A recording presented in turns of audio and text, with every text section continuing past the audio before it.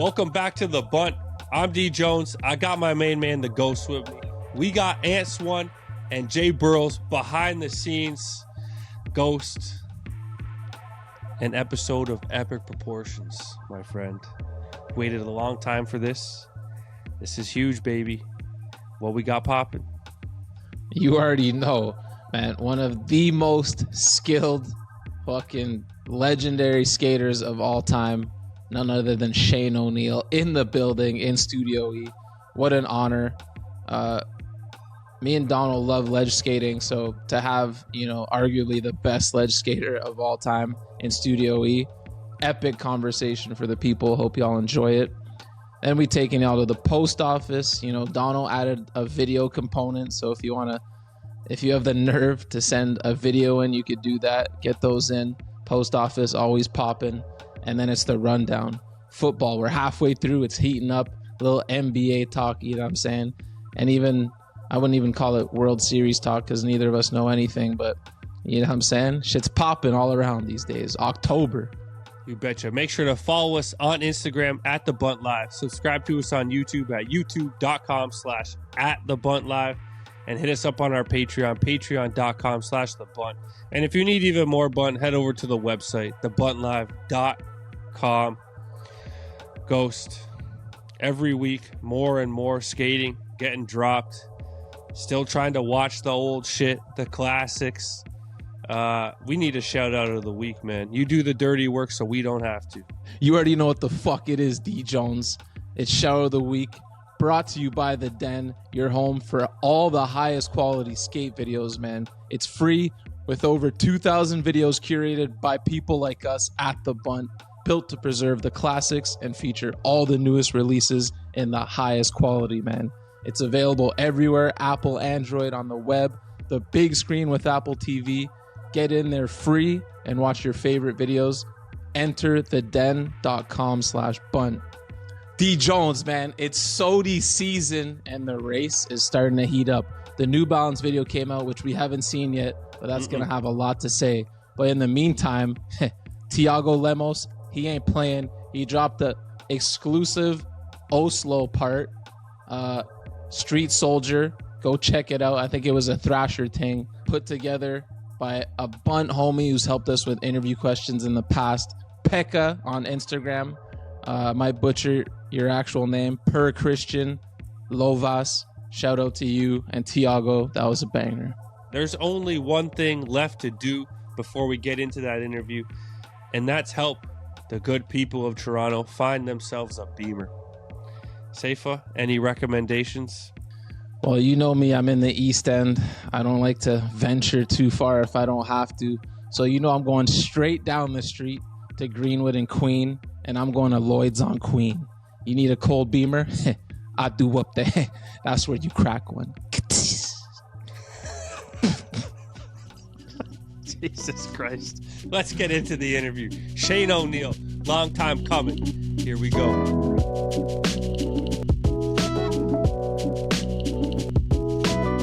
Let's get this thing going. We have the one and only Shane O'Neill in the building. What's going on, man? Nothing at all. I've been honestly meaning to try to get this going for like quite some time because of Johnny. He's mentioned this to me, and then obviously reaching out. Like I was super down, but just never worked out till now. It's cool, dude. Well, here we are. Happy to have you, man. It's gonna be a good one. It's always funny going in the DMs. Shane's part comes out. Oh, we should message Shane, and then you see your last DM from like 3 years ago or something that got iced, and you're like, oh well, we'll see what happens. There's no ice. There's no ice. I don't know. I try to reply to everything, but I've been wanting to do this show. It's just kind of like hasn't worked out, and you've done like a million. What's this, season 20? You said? Mm-hmm. Hell so yeah, 20. You got no lack of skaters, so. Yeah. Well, dude, here we are. We start every show off the same. You got to hit us with your favorite skate moment and your favorite sports moment. Sheesh. They're tough questions. I'll start with sports moment, but it's a bit of a different answer. And it's, a bit of a sad one. But after Kobe passed away, Jake and I were able to go to the first Laker game. And that was like pretty special personally. obviously that's not a usual answer of like, Jordan's third ring or something. I don't know, but to me that was a special, just personal like sports moment, because obviously I have a daughter too, and like that moment in general when it happened and everything, and I'm kind of close to that zone as well. Um, so just yeah, that's the first thing that came to mind right now. Damn. And then sheesh, skate moment.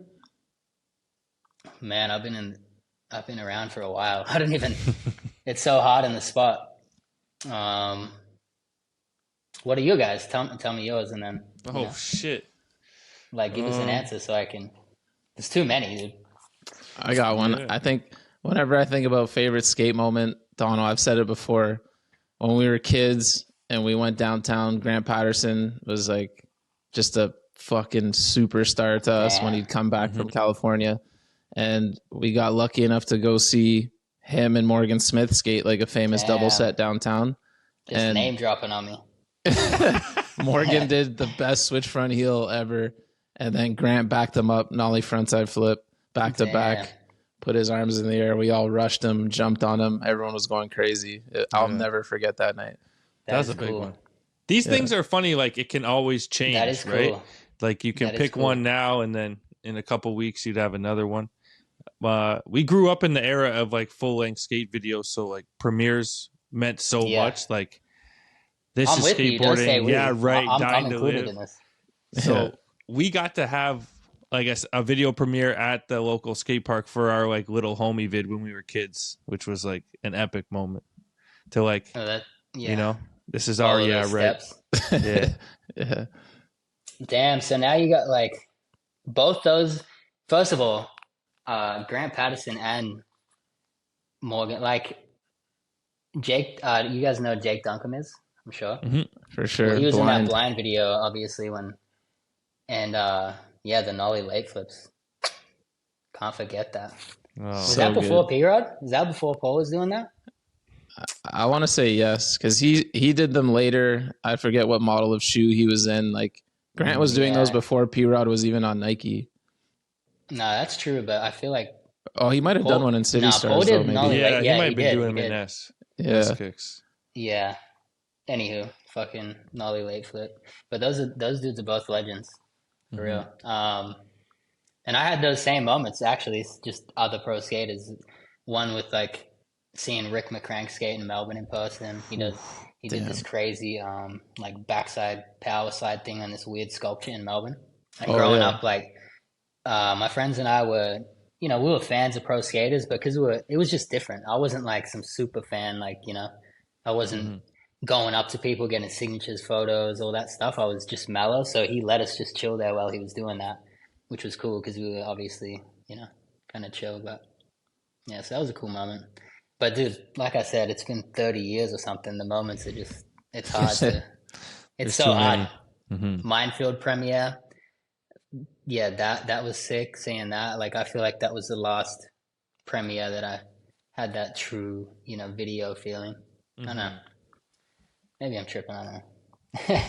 No, that's perfect. Yeah, this is my second interview ever. Let me. It's gonna take a minute. So Shane, man, take us back to the beginning. Where'd you grow up and how'd you get into skating? I grew up in Melbourne.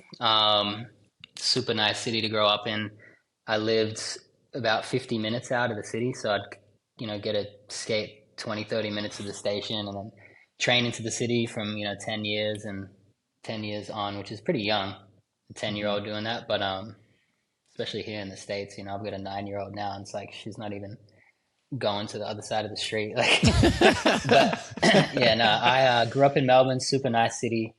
I wish I could live there to this day, but obviously back in my come up, the opportunity just really exists over here. So yeah, started skating in Melbourne, got into it because super random, but I used to go to the Milk Bar, like corner store, and it was about a block from my crib, and some dude used to skate. He was about 18, I was 10, and I just watch him, and then he ended up quitting, and he gave me a couple videos. He gave me this little box with like round coping on it, and it gave me a board, and then pretty much started from there.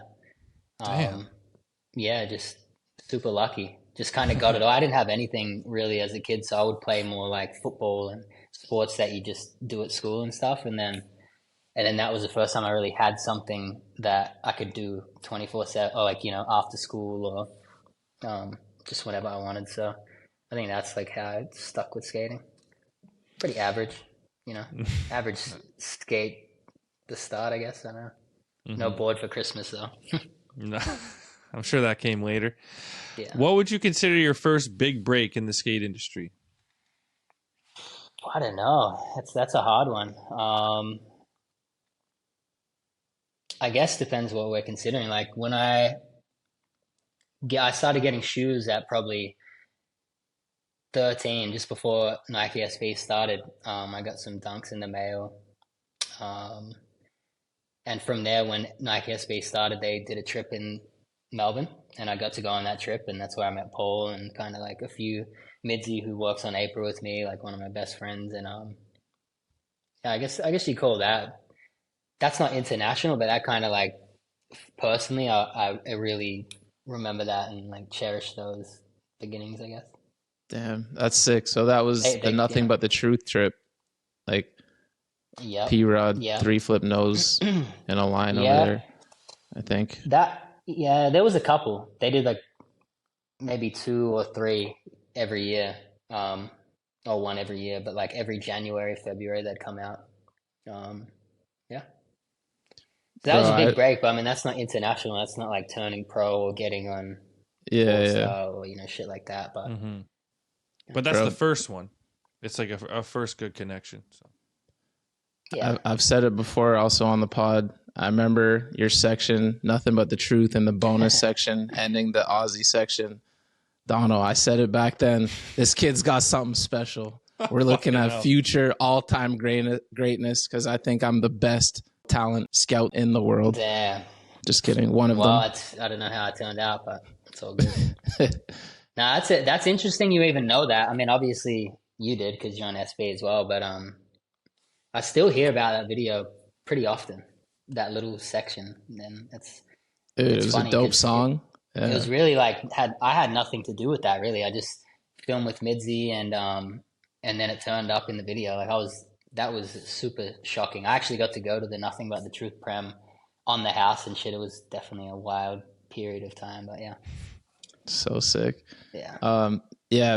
One of our best friends, Cody Brown, is a big fan of yours. We watched that section together today, and we're like, "You look like a baby," and we're like, "Damn!" Like Shane had a butter tray flip, even as usually tray flips take a while to develop. You need some strength in your legs, but you had that proper form from a young age.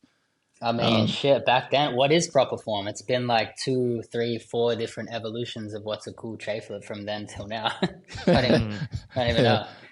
Well, they look good then. They still look good now. I'll probably have my fair share of like extendos, I would say. Yo flips? Still made it here. Nah, not that. Not like... Not Furby. Not too... Well, definitely not. I don't even know if my legs could do that. That's crazy. Well, that was the first part of yours I've ever seen. He was the best. Let's fast forward to what just came out. Shane Goes 2. Congrats. But dog, Shane Goes or Shane Goes 2? Which one do you like more? How do you compare the two? It's funny because I don't talk about stuff like this. I don't talk about my own videos and shit. So it's kind of like interesting. It came out 10 days ago. So if I had to answer for you, I'd be kind of weird for that. Let me think. I don't know. I mean, the second video, the one that just came out, if I had if something didn't happen that happened and I'd still be working on that, I think that would have ended up being a lot better, a whole lot better, yeah. But still alive, still got time to do more, so it's all good. But I'm happy with it, you know. So something cut the filming short, or like accelerated the deadline? Yeah. Yeah. Okay. Because I heard I heard that from a source that we're all friends with. The rumor mill. Here goes the rumor mill. The rumor mill. Let's hear it. That you may have had a different ender in mind. Maybe, I don't know if you still want to do it we can cut it out if I'm spoiling a potential future ender. But No, you're good. You're good. there was word on the street that you wanted to switch flip a 20 to potentially end it. No, I mean, no. Well, Oof. we'll see. We'll see. Oh, We'll see. didn't But deny it. So that's no, good. we'll see. We'll see. But if it is a 20 or whatever it may be, It's it's big. not El Toro. It's No, not no, like- yeah. No, I know Yeah. it's not El Toro. It's nah. another part of the world altogether. Yeah, but that I had some hiccups with that, just with kickouts and shit, and yeah, like I said, I'm sure we'll get into it. You guys are skate enthusiasts. I'm sure we're gonna talk tricks and this and that, and that's pretty much why I wanted to come on the show. It's fun, but no, it would have been different. The number one was different because the first video we made, it was different because of the timing. Like I was just free, kind of chilling, filming with James. We had heaps of footage. I had minutes more than that, so we got to just choose what was in there. But where this one wasn't the same. Had a few different injuries and shit, and then started really getting more in tune with it lately to do a few different things project wise, and then yeah, can't really mention why I had to put it out, but I'm good, healthy, everything's good, so there'll be more. So Shane goes 1. It's more fulfilled That's to for me. now. That's the vote. Yeah. But this part had, just depends what you.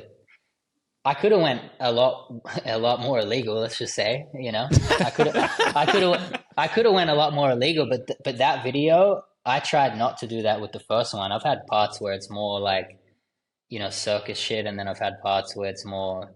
I think the first one was more trying to do tricks that I'm into and feel good and shit more than just spinning and flipping and all that. So that's what I was aiming for with this one as well. Like the tricks are hard for sure. There's definitely some tech tricks that were super hard to do. But I don't know. Besides a few, they're not really too out of pocket. I mean, you could be the judge too. Let's see what you got. Mm-hmm. So in a part filled with bangers, obviously, there's been a lot of discussion over the ender. What's the story behind that clip? Inspiration, battle, the whole nine. We Dude, need the to be honest, it's somewhat of a sad story. If I could tell the actual, I can give you the gist of it. But basically, I'd been going to Vegas to do something for the video because I needed to get it out pretty soon. We went up there. My friend Kyle, Yo-Yo, and I. We just drove up there. Skating in Vegas is super mellow because it's fucking. You can skate on the weekday. There's mad spots there, and kind of no one messes with you. The hotels are chilling. So we'd been going up to Vegas, and I ended up getting sick about 2 weeks ago before the video came out. So we drove home, and then I was kind of healing, but I had to go to Athens last week for Nike for some Copenhagen Open shit. So I just came up with that trick. I was still pretty under the weather, but just went there to that spot, which kind of curves around down the hill, which you can't really tell in footage, but it's downhill, the whole thing. And just did that just to get the video out, to be honest. It wasn't crazy for me. It wasn't nothing like, but at the same time, I had to have the video come out for certain reasons. And also,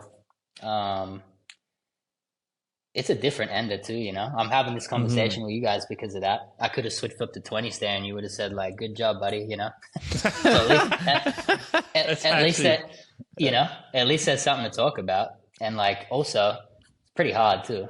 I'm not like. Of course, no one else. It wasn't easy. Probably no one else is capable. Nah, people could do that. I'm sure. But it was shocking for sure. I mean, now we're here, so I don't know. I don't know if it's a good or bad thing. I don't think it's a bad thing because it's a bad trick. No denying. No, it's not even a trick. Actually, it's just a bunch of shit. It's a lot of tricks. There's some tricks, but no, I think it's all good. It's actually funny. Because really, that would have been the case. I could have fucking switched trade to Wallenberg, done this or that, and it's like so expected in skating that it wouldn't have been anything. It just would have been like, good job. Next, So yeah, the Wallenberg, the way Thrasher teased it with the Wallenberg, they almost fucked you over by it. Now everyone thinks you're gonna switch tray it or whatever you have up your sleeve.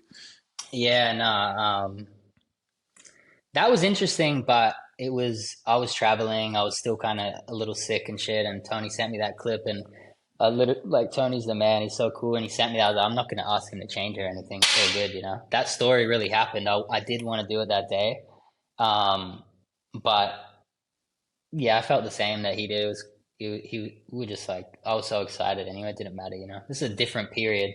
Now that I'm 10 years older, like I wish I had done it that day, like or tried, you know. But yeah, it's whatever. It is what it is. Yeah, fucking. I mean, you said it. Illegal circus, whatever you want to say. Like everyone's got a different line. I feel like you definitely toe the line for sure. For sure, I cross it all the time, but I'm not in jail, so. That's actually the funny part about it is like we always talk about illegal tricks, but you know they're illegal and you still fuck with them, which is kind of like a whole different way to look at it. I guess it's like I mean, here's the thing with the illegal tricks. If you look at all interviews suck. You have to talk about yourself so much. I just realized that. But there's different types but of that's illegal what everyone's tricks. here to hear about. So it's all good. The ones we hate on are the ones where you're like desperate to get a clip, so you'll No, like I do something. know. But That's so like this bad. is a thing that no one ever talks about, and I don't even know if you guys have ever mentioned this. If you look at all my videos before Instagram, before all the shit that we now have to do as a pro skater, none of that shit even happened. I didn't even ever do no circus shit, no weird tricks. I love the basic stuff. I never did any of that until YouTube checked in and skate park edits checked in, and then I started being like, well, fuck. Am I gonna do the same tricks I always do? Like try to do a nice switch ollie on this bump to bump at the park? Like, no, I'm gonna try an ollie back to foot late shove. It's super whatever. But like if that became a thing and then it just ran from there. Like it wasn't but I wasn't like you see kids now doing triple backside flip nose grind, you know, whatever. All those crazy things for the gram and YouTube. But as a kid I did not grow up like that. I was just trying to learn how to skate, do more things. I was not trying to kickflip primo slide and stuff. Like I was really just, you know, Costin was my like hero, you know what I mean? I wasn't like that. And then it just started going that way with Instagram and fucking YouTube and having to do more instead of just film a pod every few years. So if you really go back to that beginning of when was that? 2008, 9, 10, when the skate park edit started coming in. Canadians are super. You guys are definitely in the jail if we're talking about skate park edits were huge in Canada. And we're to awesome blame for skate that park shit. edits. Because we got 6 months of winter. Yeah. No, I know, but I loved it though. So I feel like that's where the circus shit started personally. And then it just, like what, I don't know. I love to hear your take on it. That makes sense. I've never heard it from that perspective because you're going to get more views, you're going to get more conversations, and that's ultimately going to help you. But you just need more footy, right? Yeah. So you need that's more the thing. tricks. Yeah. You just need more things to do. Like if I could choose a perfect way from the beginning how to skate and what to do and shit, it would not look like what I've done, you know? Not at all. That's why when I hear some certain skaters, not throwing anyone under the bus, but if I hear some people talk like, you know, fuck this and fuck that, but I'm like, we are the reason for this. Like it's not, I can't sit there and say I hate when this fucking kid does a quadruple flip, like, you know? Essentially all the pro skaters are the reason that it went that way. Like, can't blame Arto Sari for this shit. Like, you know? He was front board and like looking amazing. So I don't know. Yeah. It's an interesting topic if you really like think about the whole why and stuff like that. Yeah. Well, it's the quest for more content, man. Yeah. Exactly. At least in your case, if you're going to do some like a circus trick, at least it looks good because there's the worst thing ever where it's an illegal trick that looks like shit. Like if we rewind back to like, you know, the storm, you might have like a really tech trick that also looks terrible, but at least if you're doing something, you know, it's still going to be smooth as butter. No, I appreciate it. I try, you know, that's the thing. Like I try to do things properly, even if they're just weird or off or when it comes to that. But I don't know. It's such a weird take. The biggest haters on the illegal tricks are the people that stick to the super nice, go faster type things, which I love watching. It's the best thing in skating, but like, yeah, life would look different without all that, on a skate level. It would, I'd You probably might be in Melbourne if I never went to the circus. I'd probably still be in Melbourne. Yeah, you might not have that backdrop right now. absolutely not. It might be a fake background. This is gone, dude. This is definitely AI, bro. It's AI for sure. Yeah. What do you guys think though? Like, what do you think about a skater that's decent at skating, taking it there, or would you rather see? What do you think for them? Like, because I'm obviously in this position where I'm trying to make sure my friends and everyone are pretty good, in life. Like, skating is skating, but like, there's certain things you kind of got to do. What do you guys think? Stick to the switch O's or what? Yeah, you just see the two different types of careers of the people who like stick to those like not basic, but like less illegal, less combo tricks. Their careers look a lot different, obviously. Yeah. Well, we've always said that it depends on who does the trick, right? There's always an exception to every rule. Sure. Like Brad Cromer does a lot of little illegal like gadget tricks, but you're he like, does? But it's Brad Cromer. Throw one under like the bus. He'll do, like, let me hear one. No, what he did all those body varios when they were hot in his transfer party. Does like that's an easy. He did like back nose grind to back nose blunt, which was kind of weird. But then you're like, it's Cromer, so it's sick. Yeah. Yeah. Nah, you're not wrong.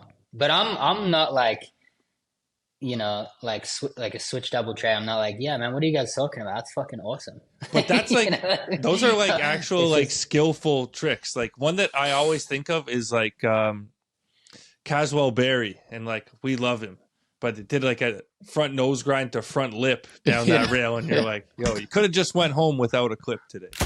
Yeah. Like, that one did was he do that? Did he do it like Bastion style, or did he grind? Either or, that doesn't matter. I don't think. Kinda. How long he grind. Kinda. That would be. It was sick on that if like foundation spot, right? The like rail they like built. That thick like black wooden one. rail. Mark maybe Johnson had tricks on it. Yeah. Oh, for little stage. Yeah. Like a loading dock. Oh, front nose grind to front lip. Highly unnecessary. Yeah. Just give us the nose grind revert. I'm like hundreds of tricks in if we're talking that. Like, but there's also a way, in my opinion, to make an illegal trick to kind of like add something to it to make it kind of work in a way if you do it properly. I think. Yeah, like it goes past just like an illegal trick. It's like more kind of like a new layer. Of but you guys can, legality. Like, you didn't answer. What's the illegal shit? Let me know.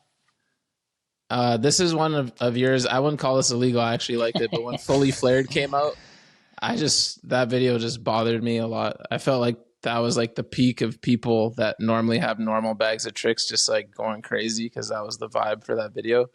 Yeah, but what's the one I always say? Fucking the legend does backsmith to backside nose slide.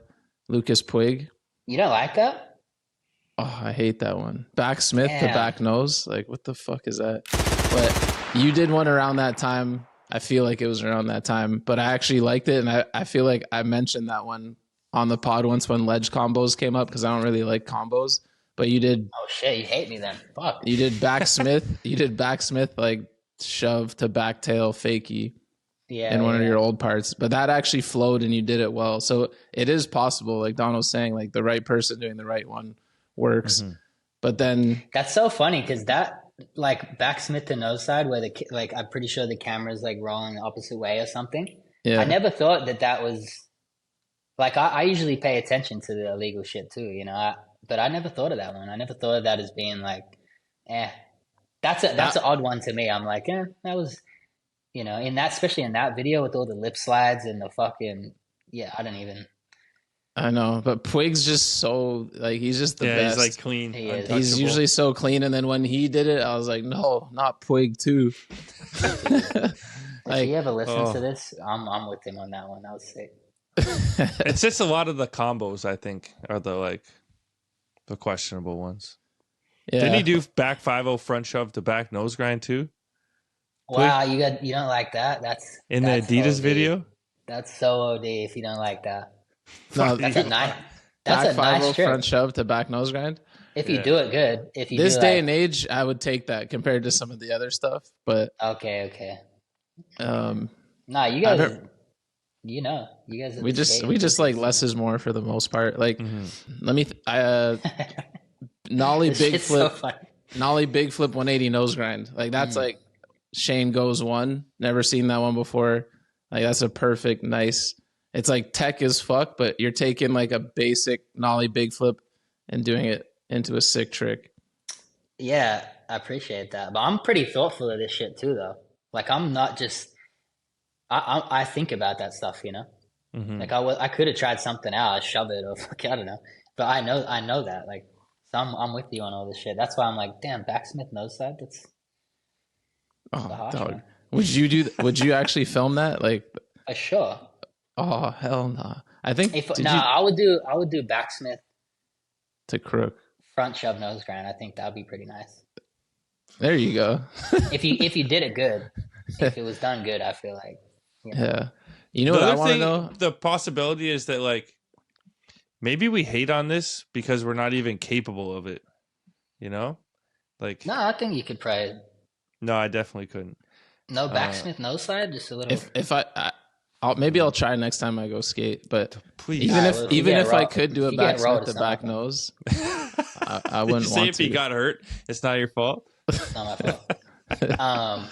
That's fair. Wait, actually, no, actually, I'll ask you that in a second. But It's funny. Yeah, that's like we interesting. get like sometimes not like pinned at like it's a bad thing, but like people think that we get to call which tricks are illegal or not just because no, I mean we you talk should. about it. It's just for fun, dude. Yeah, exactly. We're just skating. It doesn't. Mhm. You call all my shit illegal. It's all good. As long as I'm not in jail, it's all good to me. They ain't going to jail. If I'm We're going good to there. jail from the Bunt episode, then shit. Yeah. Bigger fist. No, in we're my Ain't good. nobody coming to knock on your door, man. But yo, one thing that just came to mind is I want to hear. You've done a million incredible ledge tricks. What's one or two tricks, like dream tricks, that you haven't done or that you've been working on? Sheesh, you're gonna expose my like career. No, just kidding. I don't know. Dream trick that I can't do, or maybe am doing, because that's Yeah. Or maybe if you're actively trying to film one, you don't have to spoil it. But if there's a trick that's just been in the back of your mind, and let's keep it in the legal, like. Well, I don't know realm. what's legal now. You hit me with like, I Yeah. don't know what's legal. You know, I've been trying to maybe you think this is legal, but you might think it's too twisty. I really don't know. Like, I don't have a gauge on your like. Let's compass hear there, it. you know? Let's hear it. But switch back 180 nose grind, front side flip out, like a switch front Ooh. blunt switch flip, but like grinding. You know, the little short grind. Oh, wait, switch back 180 to to back nose grind, Backside nose grind, yeah, it's a back nose grind. and then I don't like even know how to nollie do it. flip out. But back to switch though. Yeah, like back Oh. and forth. Oh, But shit. it's yeah, Like the way Don Vonderland did the regular one with the heel exactly, flip. yeah. Oh, That was fucking goddamn. nuts. That would But be that- nuts. But the thing with that is that could be done super bad. I don't know if you guys remember, but Trent McClung did it regular super good. He did it really good. Like he did a back 180, fakie 5 front side half kick flip. Yeah, He yeah. did it immaculate though. So I think if you do that, I'll be hyped on that. Love to That's see a it. really sick. That's what we're talking about. Yeah, That's choice. Yeah, right see there. that's like a little bit of flavor, but it's not like easy, you know. I don't know. That's not easy at all. that'd be fucked. That's as hard as it gets. But see, I don't know. I don't know what I really don't know what's illegal to you guys. I'm a fucking street We have legal. to take it case by case scenario. You know? Yeah. I feel it. Break it down. I just personally don't love the ledges to manis unless the spot is like perfectly calling for it. Like I'm not the biggest fan, even though I am a repeat offender. But it's just like sometimes it's just meant for it. Some of these spots are just fun and they just kind of work. I had one in the most recent video that I was actually really psyched on, but not the ender. oh, big spin, back tail, big spin. No. That's kind of like 'Cause you had that in another part too. Which one? Nah, I You had a didn't. different one? Damn, you really don't know your shit. That's crazy. In the new part? You're talking about like a ledge trick to Manny. Big spin back tail, big spin switch Manny, 180, which is OD. I know. I never had that in a different video. No, not 180, but you had it in either extras or like right at the Yeah, beginning. oh yeah, I get you. Yeah, not 180. I guess the same thing. Similar. But yeah. that was literally just some. I had to get footage though. That was like a manual like this long. Yeah. But you're right. You know your shit. No, the one that I was hyped on was I did like a fakey nose grind, switch foot nose manual. That was really hard. Yeah. I was.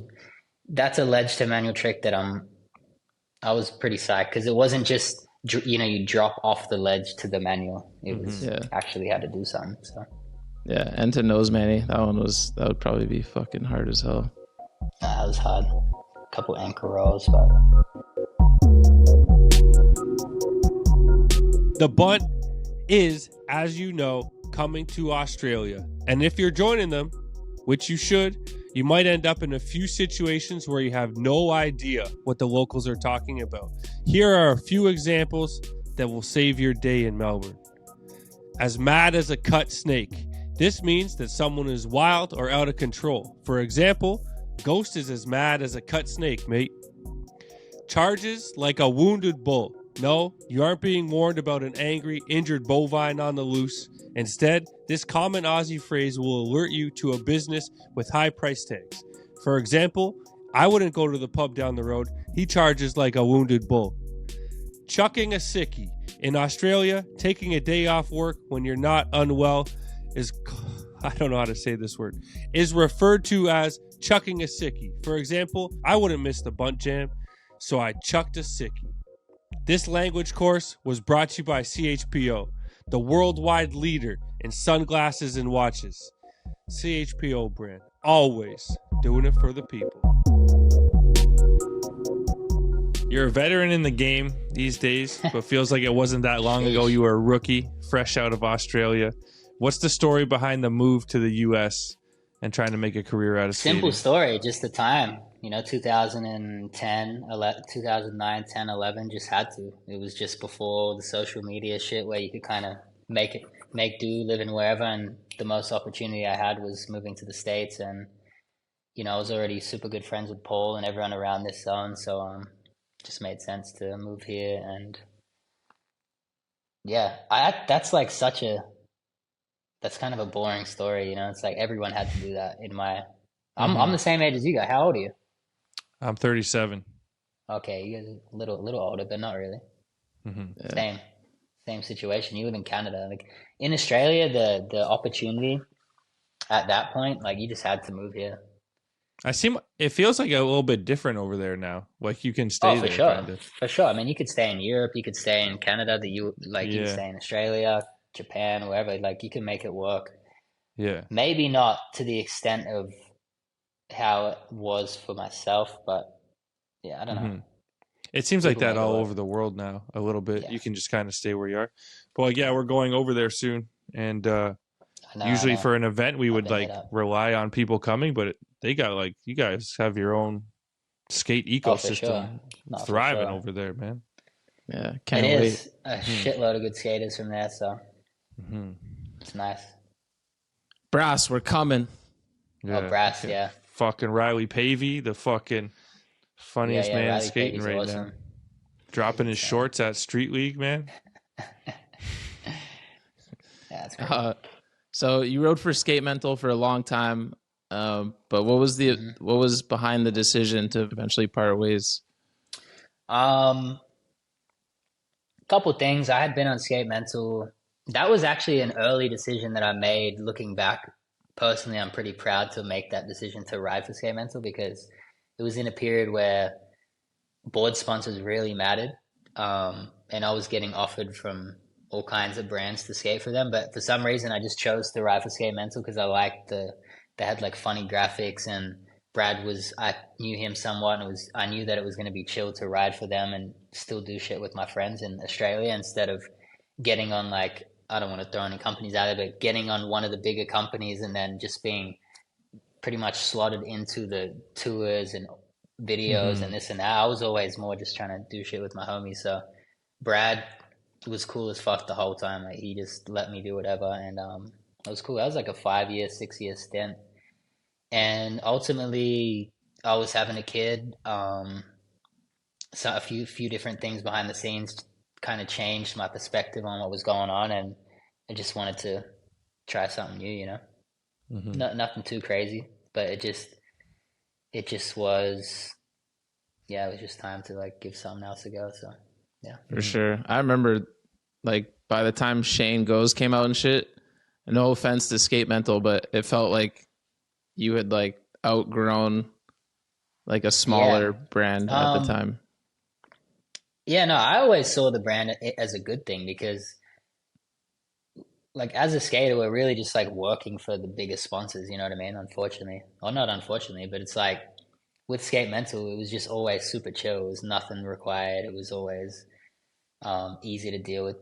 You know, Brad's a character, but he's been awesome to me forever. So I always saw it as like I never seen it in that light. I never was like, oh, I'm like too popular or too something for Skate Mental. It was never like that. I was just trying to make moves. You know, I got a lot of friends who needed some situations to change for themselves, and I kind of had that somewhat power at the time, and I was like, fuck it, I'm just gonna do it. So, and that's what led me here. You know, so can't but then complain. So after that, you joined the super team over at Primitive. Obviously, good homies with Paul and everyone over there. But after Primitive, you decide it's time to take your talents out on your own and start April. What was the decision making behind that? It's a pretty it's an interesting story. I think with Paul and I was never really on. You know, we were skating together for years and years and years before this. Like I was always on Skate Mental. He was always on Plan B doing his thing.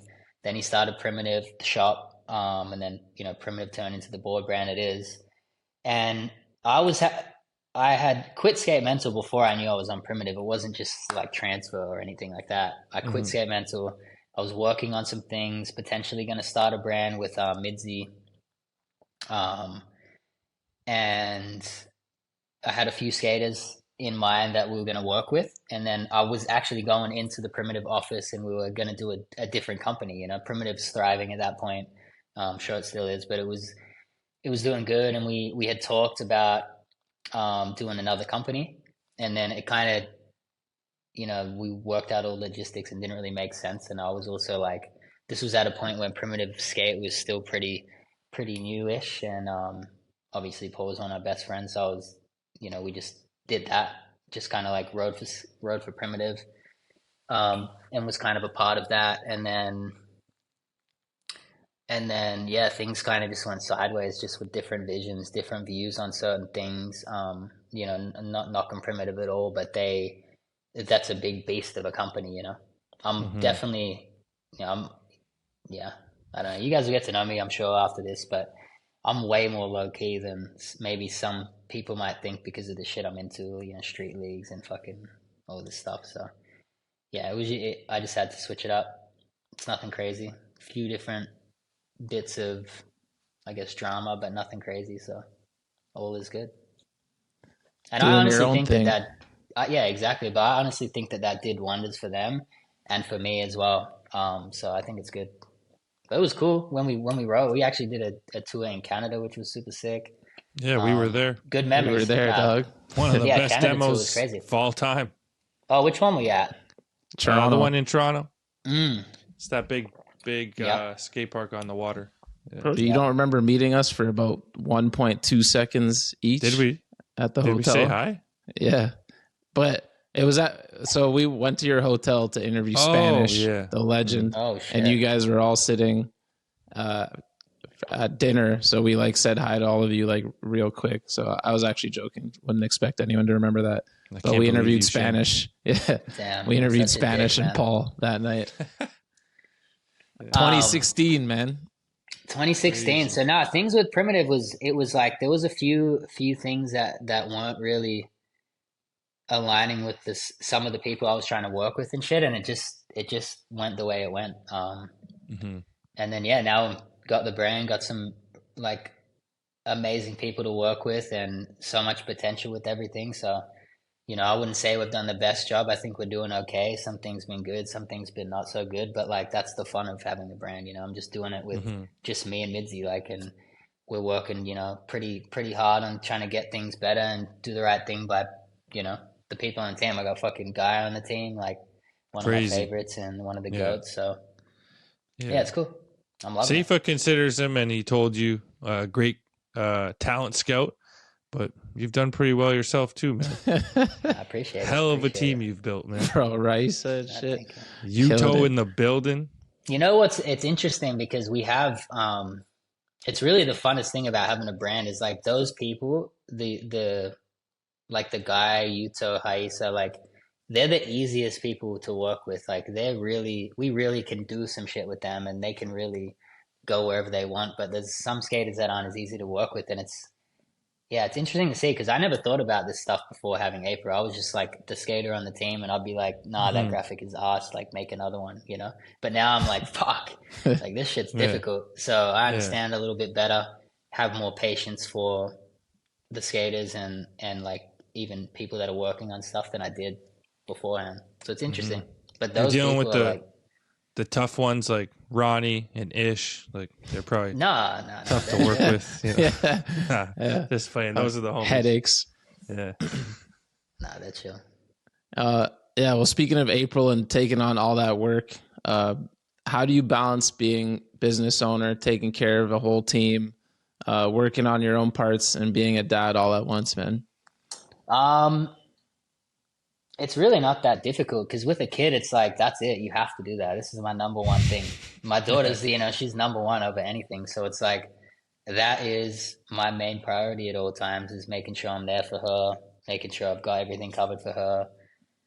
So, that's one portion of this taken care of because I'm just pretty serious when it comes to that. Like, I didn't have the best childhood. So my goal in life is really just to provide that for her. And then as far as skating's concerned, I skate every day and always working on everything, spots, everything. The team definitely takes, which I'm trying to change. I've been trying to change some of this for a long time, but I'm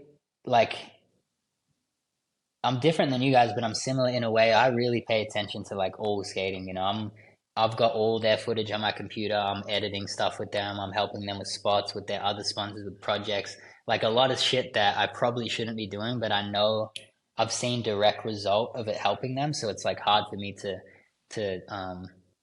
not do it, That's one thing I've been trying to learn how to just kind of let them do their own thing and maybe make their own mistakes and shit. But that's one thing as a brand when you have people like Yuto and Haisa and Deshaun, all these people, it's like, I just want to see them do good for themselves, like I have. So, yeah.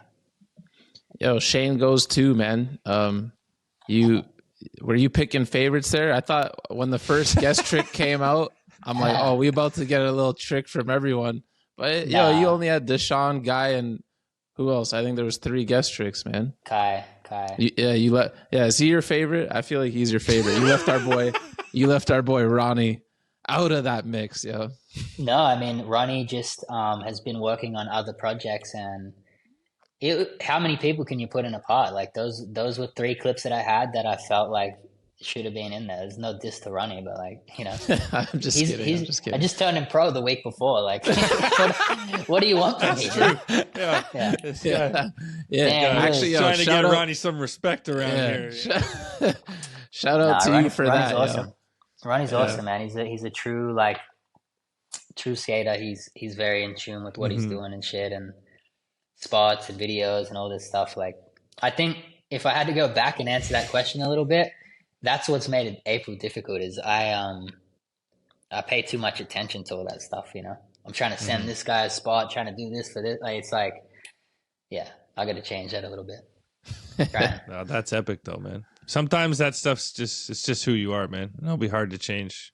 But. It is, dude. I love videos. Like I have literally everyone's footage, all the fucking files, like everything, just because I know how much it can help people, And I think that's why I say I'm optimistic about everything because we have so much shit to do. which is cool. So, as one of the cleanest in the game and a perfectionist, how do you feel about Tic Tacs, man? Tic Tacs? Yeah. I mean, I've had some Tic Tacs out there. I think just depends who it is, what it is. Just depends. Yeah, that's it. You try your hardest to avoid them? Nah. I just try to land tricks nicely, and if I don't, I'll just keep trying. And sometimes you just like have to take what you can get. But you know, I'm not too like. What's a tick? Give me an example of someone that has a Tic Tac clip that I'll know that's just not on in your mind. Like, give me one. Well, I'll give you one of yours, Okay. which banging clip, but your ender and you have so many fucking parts. I can't remember the name of all of them, but switch flip backtail 270 heel in one of the Nike videos. Because even in the little extras that they did, there's a couple where you land on it like perfect, no tick, fell off. Unfortunately, full rotation. But then you ended up taking the one with the Tic Tac. Like, does that eat at you, or are you just like fuck it? I definitely, from memory, like I've tried that since, and from memory, I tried it at that spot again. Like, really. Not after that video came out, but I mean during that session. Oh, okay. You know, that may have been 2 sessions, I think. But no, I mean, like I was just doing it so that I could just wait for your clip to come out doing it super smooth. A challenge. No, that shit is hard, bro. I can't even lie. That trick is hard. I can't even imagine, bro. Yeah, and it was one of those things. That video was nothing to do with like. That wasn't anything to do with my friends or, working on shit with James or Midzi. That was literally like working with Jason Hernandez to get a Nike project done. You know, it wasn't, I had a fucking 720 shove it in that part. Like, that's not even a trick. I'm literally just jumping until the fucking You could have floated up with that one. Exactly, yeah. So, yeah, you can't judge me on that Tic Tac compared to the other shit in that video. Oh, bro, it's not even like that. I was just curious because, like, obviously you're a perfectionist. You could tell. So I just wonder, like, because I tried had a lot to of put Tic Tacs in that part. Yeah, well, I had that's a lot of the thing. Tic Tacs in that part. Sometimes the trick's just so hard that like you literally can't do it again, kind of thing, or you've already put in X amount of hours. But we were just curious, just knowing that you're like clearly an extremely talented skater who's also trying to do shit to a certain level. Like, because I've tried to do a no tick part and I had a tick and it killed me. So it was more just like curiosity. Kept you up at night. No, I've never even thought of that. Like, never. I've never been like, shit, I got a Tic Tac in there, bro. I'm fucked. That's it. Shut it down. Oh, damn. Well, hopefully I didn't poison you with the whole like quest for no tick parts. Nah. Are you guys dads? Yeah. Yeah. Then, Not me. Nothing. Yeah, matters, just me. None of this shit matters. We're talking about Tic Tacs. We're talking about Tic Tacs. But to be fair, like that video had, my part had a lot of Tic Tacs in it. That process was just, I would literally go film and try something crazy and then go home, chill, do what I do. But that wasn't like I'm working on this like masterpiece or trying to make like, I was trying to do crazy tricks at the time, and that's what it was. Yeah, obviously. I wasn't even just trying to get into your head. Wasn't trying to call you out, but I love how you leaned in. No, call me out. I love respect that. Call me out. He's gonna call us back out. Yeah, no, Shane leaned I've been in. roasted by Shane enough for one night. No, dude, that we started off wrong. My bad for that. No, if you call me out, if you call me, I don't care about tricks like that. And if you call me out and you do them, that's going to be good for the show. So we're waiting. We're waiting. Hey, actually, that brings me to this. You're supposed to switch Smith that gold rail, right? Woo! You're damn right. You're not doing that. You're not doing that. What? Yo, hold on a second. The disrespect, man. Have you been watching his clips? That is the worst rail. Have you been there? No, but everyone's saying it's perfect. Yeah. Okay. Let's see how perfect it is. Oh no! Now I'm shook. You're not doing the middle one, right? Or are you doing the bigger one? Yeah. Are you goofy or regular? Regular. That's good. You have a little more chance. Dude, Seifa, imagine you do it and you get to prove them wrong. No, I hope you do. I literally hope you do. That's all I'm gonna say. Because that motherfucker is so steep. That's the steepest. You literally skate a steep ass 11 stair rail into a hill. It's not easy. I've tried many tricks on that. It's like the biggest goal that I've had in Melbourne is to get a trick on that fucking rail, and it's so hard. But you're from Canada. Hell. It might be different. Oh, I was starting to feel more and more confident. Like it's going down. I'm here to throw you off for real. And you're gonna be stressed. You got the bunt jam. You're gonna be jet lagged. you got to skate at night. Bro, what is this, man? No, I love it. Shit. That honestly, if I don't think anything could motivate me more than having that clip and being able to edit it with the landed switch Smith or a sack, and then imagine the edit of I don't want to say sack. That. No, we'll put him on FaceTime, man. That usually motivates you a little bit. Well, we'll call you when it's happening. Yeah, for sure. That'll be 5 p.m. here. Like, we'll hit you up. That'll be dope. Oh, I can't believe this. Dude, but anyways, what were you thinking though? Like, we need a bet, bro. Honestly. Oh, we should have a bet. Yeah, we need a bet for real. You got to give him an April board. Bro, come on. Pro board you talking? Yeah, pro board. Like a one-off. Yeah. I thought you meant like give me a board, like a signed board. No, like a one-off. That's too easy. That's like $20. There you go. No. We'll see. We'll talk about the. No, I know you can skate. You got tricks. I know, but I know that right. I've skated that right. I just tried a trick on that recently. Like, really? It's steep as fuck. It's like this high from the land. It doesn't matter because I hopefully do it, but it's literally like maybe 2.5 feet from the rail to the ground. It's so steep. I don't know what kind of rails you like to skate though, so maybe that's your jam. I usually don't like steep ones. Oh no, but I like low ones. Is it nice and low? Yeah, for sure. Yeah, I mean steep is always low, pretty much. I just got to brace for impact, man. We'll see. That's gonna be amazing because you obviously know about the rail. Like you know that you're gonna have a bunch of people there and shit. Yeah. Well, Brass is claiming like he's bringing like 200 people, and we're gonna go. Wait, is he saying like, you can do it? Did Brass say you could do it? No, he's saying I can't do it. No, I think he's more of a believer now. I think it's just the circumstance he does. That's just how it came up. Yeah. He's like, "What would you do on it?" And I was like, "Switch Smith," and he's like, "Those are kind of stinking, aren't they?" Like, fuck. That's another. See, he thought those were illegal. So sometimes we think shit's sick that other people think is illegal. Who knows? Switch Smith is like okay. I think it's okay. But I don't really think of like a super stylish Switch Smith. Like I can't really. Eric Costin, Danny Garcia. Don't make me re-drop the montage. Or I think we posted it on our Instagram. I'll go watch it. No, I know there is, and those dudes have great styles. So it's like a Switch Smith's gonna look alright. But I've never been like, damn, that was, but it's personal preference. Well, if I could switch back Smith, trust me, on rails, I would rather do that for sure. That's a good looking trick when done right. Yeah, dude. The pressure is fucking mounting, man. And the days are. Well, because I can't remember, closer.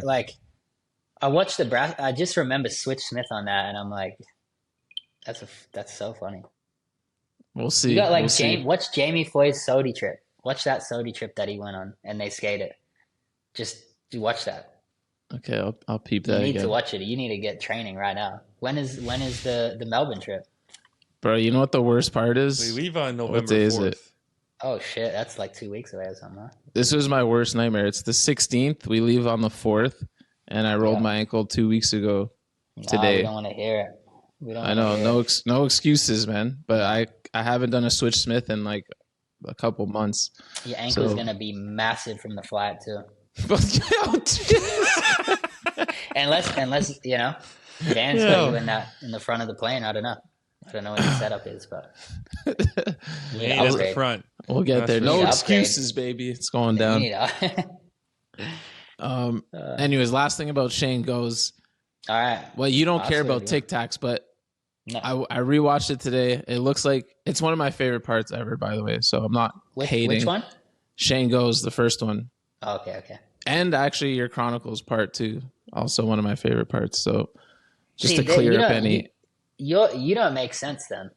That one has the most Tic Tacs and the craziest, most illegal tricks that I ever. I know, but that doesn't mean I hate it. Okay, it's just something that like dog. You switch trade the triple set. That's my favorite trick. You fucking. Oh my god, that was awesome. See, this is when we get into logistics of like that switch tray was. No, I know. I actually, you know, I didn't love that switch tray, but it's still a gangster switch tray. You had to take it because that spot's a bust. Absolutely. But anyways, that song and that part, Crooks nollie flip, nollie backside flip. There's tons of amazing clips in there. Thank you. But in Shane Goes, you do back 180 nose grind, switch front heel, which I think was MBD at the time. Epic. Did you tic tac on that and just cut it real quick? I can't remember. Because I just rewatched it thinking about no tic tac parts, and you have a couple, and that one was one, but that one I was like, was that the quick cut? Who knows? If you don't know, we'll never know. There's a lot of quick cuts in that video. Mm-hmm. I don't think so, though. I don't think so. Okay, well, respect. I can look the footage. But no, I don't know. But that had a lot of quick cuts in it. That was like the edit. I don't know if you noticed, but it was a lot more than just that. Shit. 3 shoves or impossibles? Sheesh. You've had a bunch over the years. I've never had 3 an impossible. Shoves? They're 3 shoves. I'll just leave it there. I've never had an impossible clip. It's just how I do it. I used to do it like fucking. What was that one Canadian dude who did it crazy? He did it like up down a 3-flap 3, like the craziest front foot catch ever. Oh, Derek Swam? Yeah, that was crazy. Yeah. I could never do it down stuff like that. I always land primo and shit, so I just started scooping and Swaim listens to the pod. He's gonna be like driving at work and just hear his name and what the fuck? Or someone's gonna tell him before he hears it probably. But shout out Swaim, the god. Shout out. But no, that trick was kind of left in the past, though, to be honest. Mm-hmm. Don't really run that one. Like, well, I'm glad they're all 3 shows. Yeah. Yeah, I mean, it's like you guys want me to, no, that's impossible. I'm Dylan Rita out here. No. Nah. I've tried to impossible. I can impossible when I'm trying it, but it's like, it doesn't even feel right. It doesn't feel right at all, actually. Let's get one in your story tomorrow, or just send us one. So specific. We'll put it in. Let's get one in your story tomorrow. Sheesh, yes, sir. Or just text us one so we could put it in, edit it into the interview. So demanding. I know, fuck. It's all good. Pause right now and go film one. Ever since I called you out on the Switch Smith, it's like it's out. Yeah. Shane Goes is shit. No, because I'm actually glad you did. Because we're just calling you out, and we call people out all the time. It's good to get called back out. Like, no, I want to be called out because I don't even do this podcast thing. You know, I don't think we're calling them out. I like it though. It's funny because I'm with it. It's we're You're just really good at interviews, man. You should. Like, I shouldn't do it more. Stop right maybe there. Not do it more because we feel honored, you know. But you're really good at it. Like, you can chat. I can chat for sure, but I've just never been like. Talk about yourself. I've just had somewhat of a career where like I'm always getting like not attacked, but like people want stuff, you know. People want stuff all the time, and I'm a little older now, and I haven't done this. You know, I did the 9 Club once, and that was pretty basic questions. You know what they do, kind of try to get the big interview, the big background stuff, and shout out to them. But like I don't know. I've just always had that mindset of it. And it's worked personally, is I just haven't had to talk to have a skateboard career. I'm not a fucking YouTuber. I'm just a skater. Yeah. So that's why I have great connections with sponsors and friends and everything, but not, socially like this, what I mean socially, I mean like YouTubing and podcasts and all. I don't know. I think people will enjoy this one. I think our listeners love when I get called out. Dono definitely loves it. So, I live for this shit. So Shane, if you never win Skater of the Year, Thrashers, you might go down as one of the greatest skateboarders to never win it, entering the conversation with Nyjah, Tiago, P-Rod, guys like that. Was winning it ever a goal of yours, or how do you feel about the whole Skater of the Year thing? I guess we've kind of seen all eras of Skater of the Year. Like 10 years ago, it was more seemed more organic. There was less social media, so it just seemed like it was just easier to choose. It seemed. Nowadays, it's definitely campaigning. I feel like the first time I really noticed shit like that was when there was Guy, Pretty Sweet Pot, David Gonzalez, Figgy. That year was one year that I remember the first year that I remember that was like, holy shit, like, these companies are getting behind this person, OD, this person, OD. Like, it just felt different personally. Good or bad, I don't know. Just a lot of attention on them. And then as time's gone on, it's been more and more of like a competition, and something that you really have to try. Like, you really, I would love to win Skater. Yeah, it's such an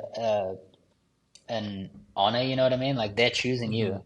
They're choosing you as Skater of the Year when there's a lot of people that do a lot of other great stuff, and it's been pretty much proven that winning SOTY definitely helps your situation with sponsors and stuff, which is cool. But yeah, I don't know. What do you guys think about it? I think it's like people are just trying to do a good job, and most of the skaters that are in the running today in these years is like they're fucking gnarly skaters no matter what. You're not getting in the running unless you're going hard like all the time. Yeah, there's never like a bad pick. There's obviously been some over the years we haven't agreed with, and I think. Wait. Can I say something before you answer that? Because I want to see if you agree on this. I think they should probably just have SOTY once. Even though like you shouldn't be able to win it twice. Jamie Foy definitely deserves to win SOTY already this year. He's fucking insane, and he probably will win. I don't know, but I feel like because of how many people and how much it does impact a skater's career, like a Tiago or something, I feel like it just at this point just needs to be once. Like, but I don't know. The streets are talking. The streets are. So here's the thing: we've had this conversation quite a bit recently, off the pod. But sorry for interrupting. I think me and Dono and everyone we've talked to actually all think that we want Tiago to get one, like, but it seems inevitable that Jamie's gonna get his second one. Where it's like if you could go back in time and give it to Tiago, the first time Tiago lost it to Jamie Foy years ago, but Jamie Foy like killed it that year. But I thought Tiago deserved it that year. He was more of a veteran. His footage meant more to me that crazy year. He did all that crazy shit with DC. Yeah. And Jamie Foy was still very young and like he's on diamond footwear, like yeah, but I don't know. It just sucks. I mean, we don't know who's going to win right now. It's mid-October, but yeah. But usually when people start talking about like he's going to win it this year, it's like a known thing. Like people kind of know. And I don't agree with that. It's because I'm close. I'm close to this. I don't agree with that. I'm here. Like I hear what's happening. We've been hearing that Jamie Foy's going to win this shit for like 6 months now. So, but that's because he's put out 3 insane parts already. He's got another one premiering tomorrow. He's had a cover. He's done all the shit he's done. So that's just an obvious like Jamie Foy had his crazy Death Wish part back in fucking the beginning of the year. So the talk of that is just obvious. But there's been like, was it last year or the year before? The year that Tyshawn won his second time. Like I was certain that Louis Lopez was going to win. I was like certain, and all their skating was incredible. But I was certain because it was him or Nyjah or Tyshawn. Tyshawn did amazing shit. He's fucking insane. And Nyjah was just like undeniable. But I just don't think maybe he can get it at all. I don't know. That's the problem with Nyjah. That's what it felt like. There's nothing he can do now. But then Louis Lopez went stupid. Like, I don't know. I'm a fan of Louis. Like, I love Louis. No, for sure. So that year was the like hardest. Yeah. So, but when you're here in LA and you're hearing people talk and moves that companies are making, you think like, oh yeah, But then, I don't know. I really, personally, it'd be a super, super big honor. And I'm just trying to do the best skating I can do. But I don't really skate in the sense of like I don't even have 4 video parts like I don't have it. I don't know what to say. I don't 4 video parts for me is gonna look a lot different than like Foy, who's just constantly gnarly all the time. Every part will have a 20-stair front blunt in it and a whole bunch of extra shit. Like I love Foy. He's fucking one of the hardest workers. So I don't knock any of them. No Tiago, no Foy, like none of them for doing whatever they can do to just get in the conversation and, you know, earn more money, basically. It's crazy that P-Rod doesn't have one. Yeah, nowadays it feels like you need to campaign, or like nowadays you have to start thinking about it like 2-3 years in advance. Yeah, and like Jamie Foy, you know he's a beast, but last year he didn't really do much. And then you just think about it, you're like, oh, Jamie Foy didn't have much come out this year. He must be saving everything for the year after, and that's exactly what's happening. Yeah, but I mean, you can't always put it on Foy though. Like he's got multiple sponsors doing multiple videos. Sure. It's not just on him. He didn't drop 4 solo parts in collect, like, you know, Mark Suchu kind of did that. He had like solo videos back to back to back to back, which was sick, and he won. He was last year. No, he was a couple years ago. But Miles Silvers won last year. Yeah. From my memory, it was one video part. It was awesome. He did a lot of good shit in the Bay, and yeah, he got the trophy, which is cool. I don't know. You got to move to the Bay these days. Is it a competition or is it just? I don't know. It kind of feels. I never thought about it like that. But it does feel like a contest now. I would love to win Sodi, but I don't think I have the. Yeah, I mean, I'm not really competitive, so I have to fucking, unless Tony sees benefit in like what I've done or what this other person's done, or then, you know, because that can happen too, and I feel like that just happened with Miles. He killed it in a different way than maybe previous years, and this year's looking more like the other years than last year. Personally, that's what I'm saying. It's just luck of the draw, because you never know who else is coming to the table that year. But like Miles I'm so happy he won and he deserved it. But it felt like this year is going to be more hectic and harder to win for whoever does win it. For sure. Who do you think's going to win Sodi? And if the answer is different, who do you want to see win Sodi? I think at this point, after these years, you could never tell right now. There's no way. Because someone's going to do some crazy shit that's just like, fuck, you know? Undeniable, I feel. And they may have already done it. It might be Tiago, that switchback nose one. Dude, we've been hearing about an Elijah Burrow push for like 2 years now. Maybe That'd be dope. He comes in hot. For sure. I mean, I don't know. I don't know. I don't think there's a... Foy's looking the best if you think about it from an output standpoint. Yeah, he has multiple videos. Every time he's putting shit out, it's like high quality. We got to see this New Balance video. Well, that's going to be so interesting, right? Because if whoever has last part in that video, that says a lot. Nah, that doesn't say nothing. Well, it just says who New Balance thinks is the main man. But you know, Westgate might have last part. Dude, you don't have. Oh, that would be crazy. Westgate, Jamie Foy, and Tiago. It's going to be ridiculous. There's no last part matters. In Shane's crystal ball, man, if you had to pick one, who do you think's winning? Utah. Oh, yeah, why not? I'm just kidding. Shit, bro, if he comes and drops something, that guy's capable of it. You need to hit me with this question at the end of the year. Okay, right, we'll check back. We'll get you on for random skater of the week quiz. Exactly, after the Switch Smith. You need to tell me about every try, because for sure you're gonna be scared when you get there. There's gonna be a My War. We're gonna do a My War. Oh, please. Fuck's sake. That's the best content in skating, for sure. Yeah. My War. Shane, do you have any OCD rituals when you're filming scary tricks? Speaking of Switch Smith, and I'm probably gonna lose it. I don't. No, the only thing I do, which I don't know if I guess it's not really OCD, but if I'm trying something scary, I'll just try to get it done ASAP. Like I'm running back and forth till it's done. That's it. That's not really. I don't know if you'd say that's an OCD. I'm more just like, once I try a scary trick, it's on. If before trying it is one thing, but after I try, I'm just gonna keep trying until I either slam or land. Yeah, I've seen some shit that you do that's pretty cool, where you're trying to switch flip back lip. That it might be the Shane goes part, and in between tries, you just back lip it every once in a while. Yeah, the big spin back lip recently. You just I guess that's an OCD. Yeah, I guess that's OCD. I guess I don't know. I'll like if it's a big spot or a bigger rail, like I just big swim back with this rail, a different one.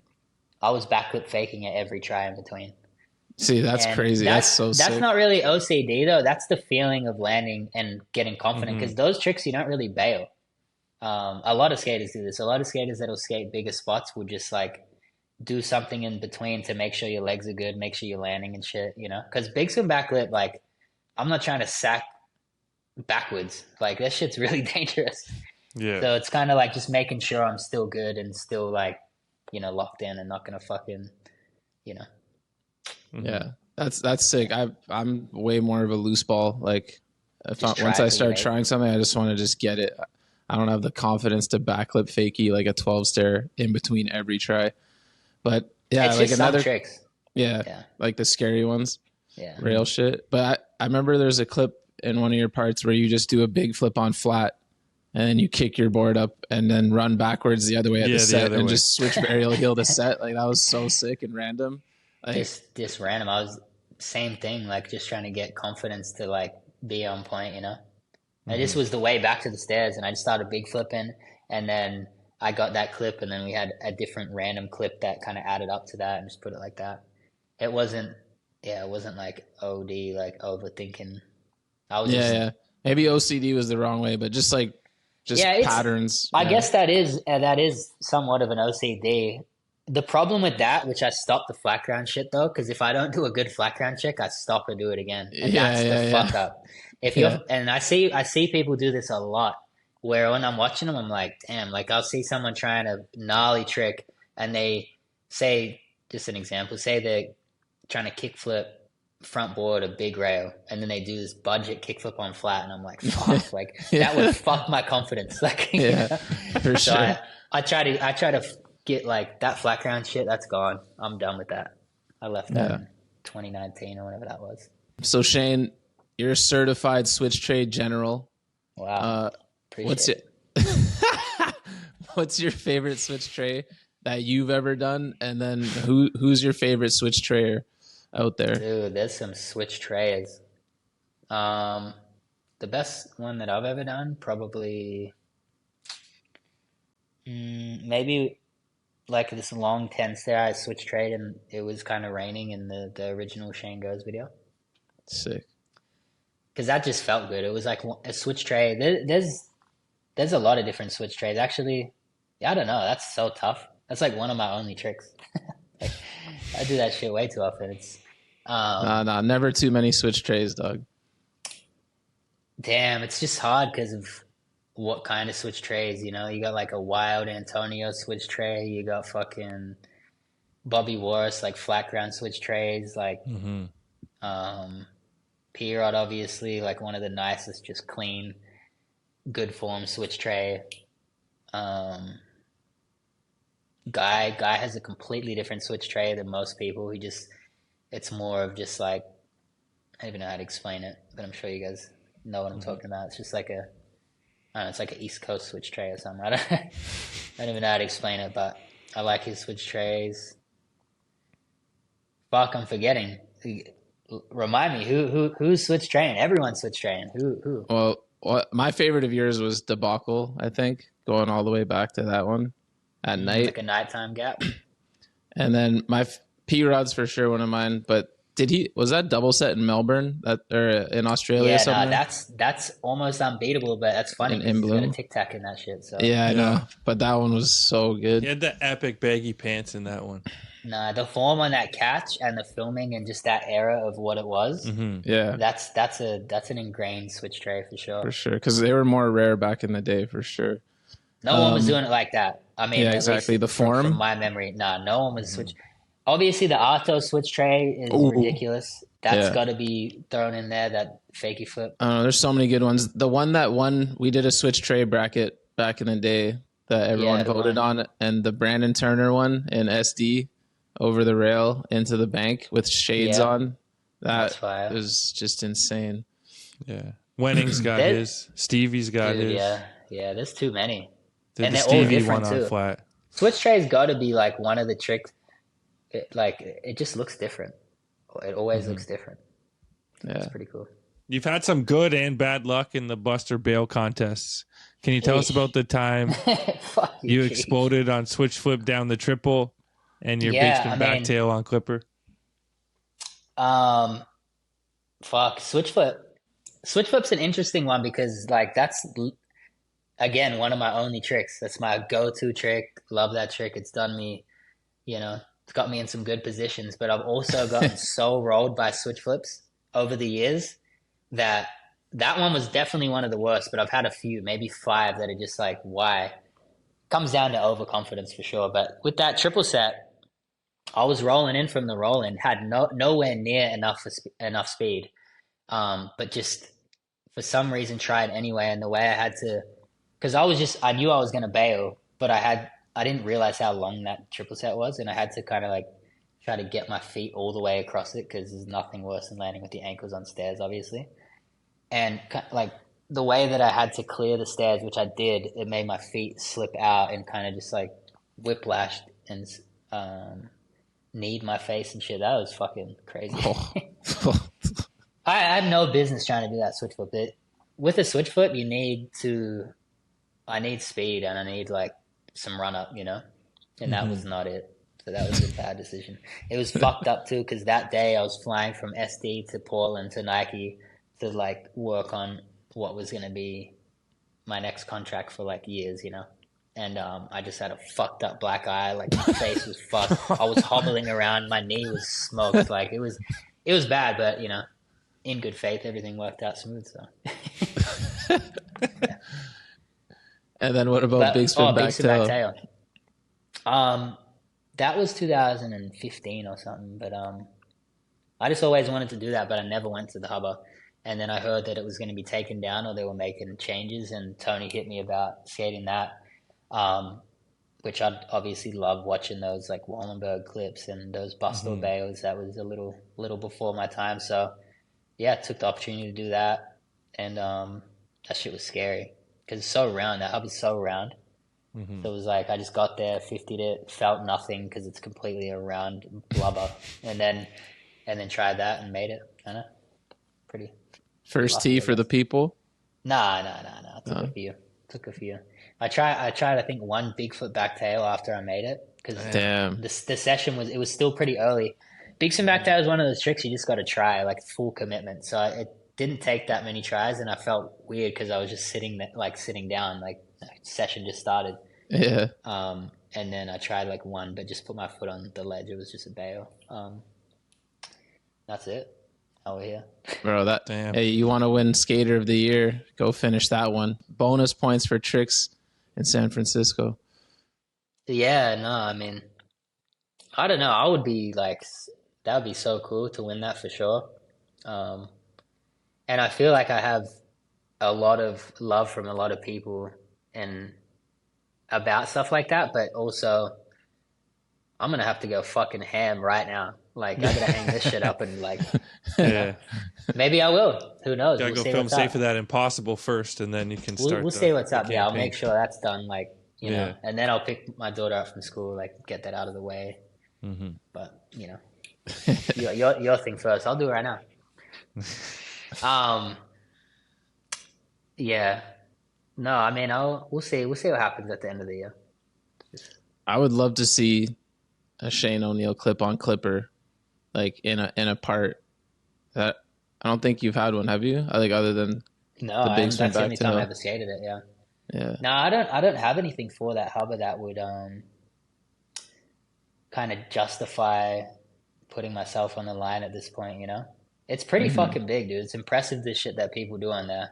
If it was square, it'd be way more chilling. But like, what is there to do for me on that? It's kind of nothing.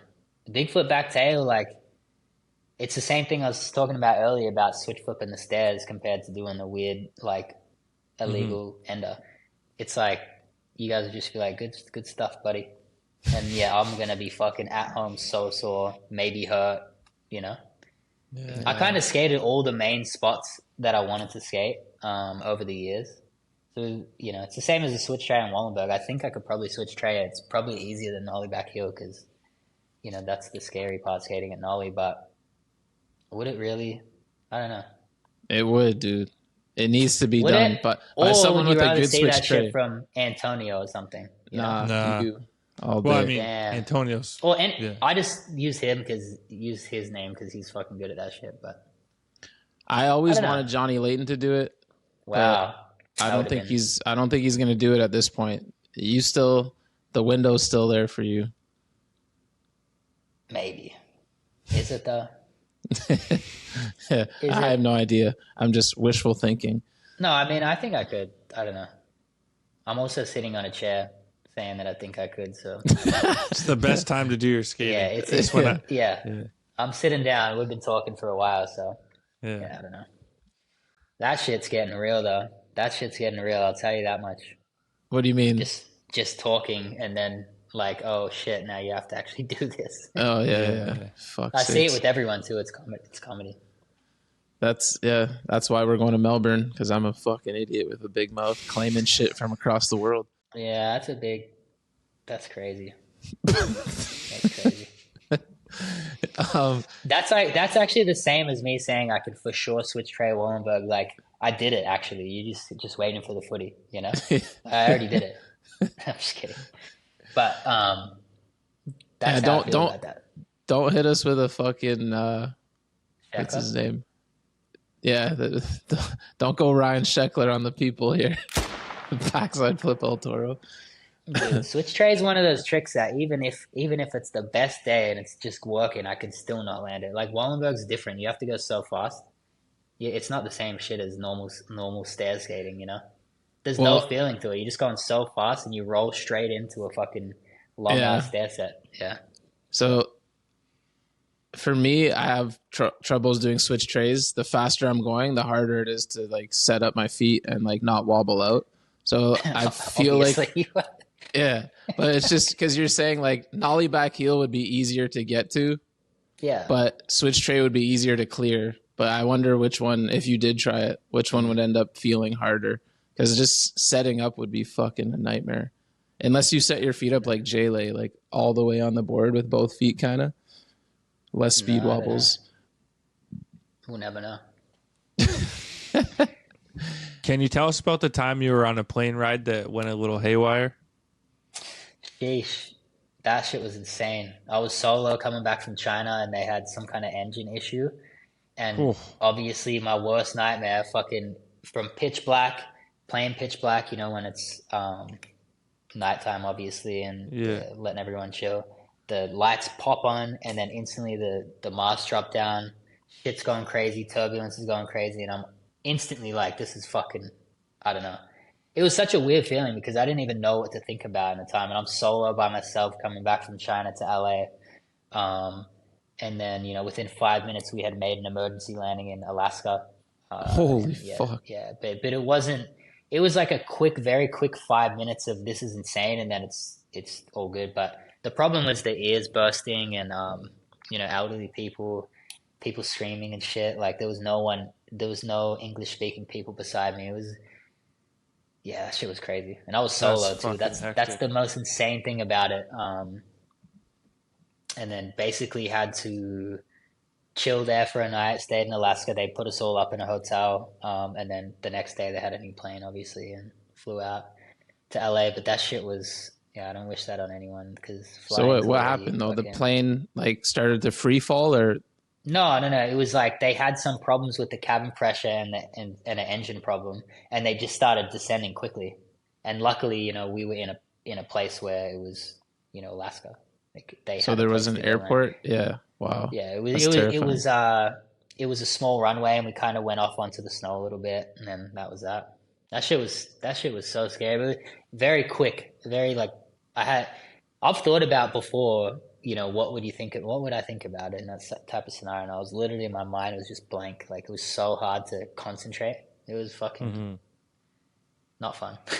Damn. But did you land in an airport? Yeah, it was an airport in Alaska, but it was like a private airport with a smaller landing strip. So landed and then, you know, kind of went off to some snow. Damn. But don't wish that on anyone. Nah. Hectic. I'm chilling with flying though. I mean, I've been traveling some 15-hour trips since I was little, so you know. Yeah, we wouldn't classify you as a contest skater, but you can definitely turn it on. You've won Tampa Pro street league, even represented Australia in the Olympics. But take us back to winning street league. What was it like winning street league, making 150K all of a sudden, and you're in Vegas and you're under 21, can't even party or celebrate, man? What was that experience like? That shit was insane. It's still insane because that doesn't even happen now. Like, that was a trajectory that kind of stopped there for skating and for contests and money like that. Just, they kept it going for a little bit on some kind of level, but it was insane. I was still, on, $300, $400, $500 contracts from a few different brands, and had turned pro, but I hadn't like fully negotiated the deals and shit like that. And yeah, Street League just turned up, and being friends with everyone and being kind of around everything. And the video part that I had come out for the barracks, Big Cat, Rob's cousin, was like, you should put him in. So I got the opportunity to do it, and yeah, shit just was like changed everything like overnight for real. Because it was the first year of Street League was all within, I think it was 5 or 6 weeks. It was just back to back to back. So first one was in Arizona. I came second. I won $100,000 that day. Opened up a Wells. It was second place. Like, that's not happening at all. Right? Yeah. Like, no. So I won 100 G's that day. Opened up a Wells Fargo account. I didn't even have I didn't even have I think I might have had a visa. I must have had a visa at that point, but I didn't have a green card or nothing. Put that in there. Went back to the next Street League. I didn't even know what I came in that Ontario Street League, but I definitely made a bunch of bread again. It wasn't anything like that. I can't remember what it was. Took that in there a few weeks later, then the Vegas thing, and took that back. And at the end of those weeks, Wells Fargo was like asking me for security backgrounds, all kinds of shit, because they were like, how are you just getting this money? Yeah. So no, shout out to Rob for like changing the game on that for a lot of skaters. That amount of money, and it's like a weird thing because promoting and talking about money in skating is already kind of like a strange thing. Competitively, it's not really, but him throwing it out there that wild, having the wild shit, he had all these sponsors, Dime Squad, all the shit that they had back then. It really pushed kind of companies to come to the table a little more, because it's like I was literally on a $500 contract a month, winning 300 G's in like 6 weeks. Like, that's pretty crazy. Yeah. That's pretty crazy. So it definitely helped. But it wasn't just for me. It helped a lot of people, because we were getting, they were paying $5,000 at that point. They were paying $5K a stop just to be in it, which is insane. Yeah, That's we've had many interviews where guys would just be like, we just went to get that 5Gs and go home. Like, dude, we wouldn't even stay the whole weekend. Like, we just go for the one day and then dude, bounce. that was some like, dude, it started with Mark Johnson. It started with Mark Johnson and Beeble. That's crazy. And real like superstars, and that was in a period where those were the boys for real. But it's just interesting, and because I never did AM contests. I went to like a Tampa AM or two, but I wasn't like traveling the world and damn AMs and Amsterdam AMs and all this shit. I never did that, and I would just happen to film and turn pro through that barracks thing, Skate Mental, and then Rob reached out to me, and I got in that, and it just happened to fit the way that I skated at the time.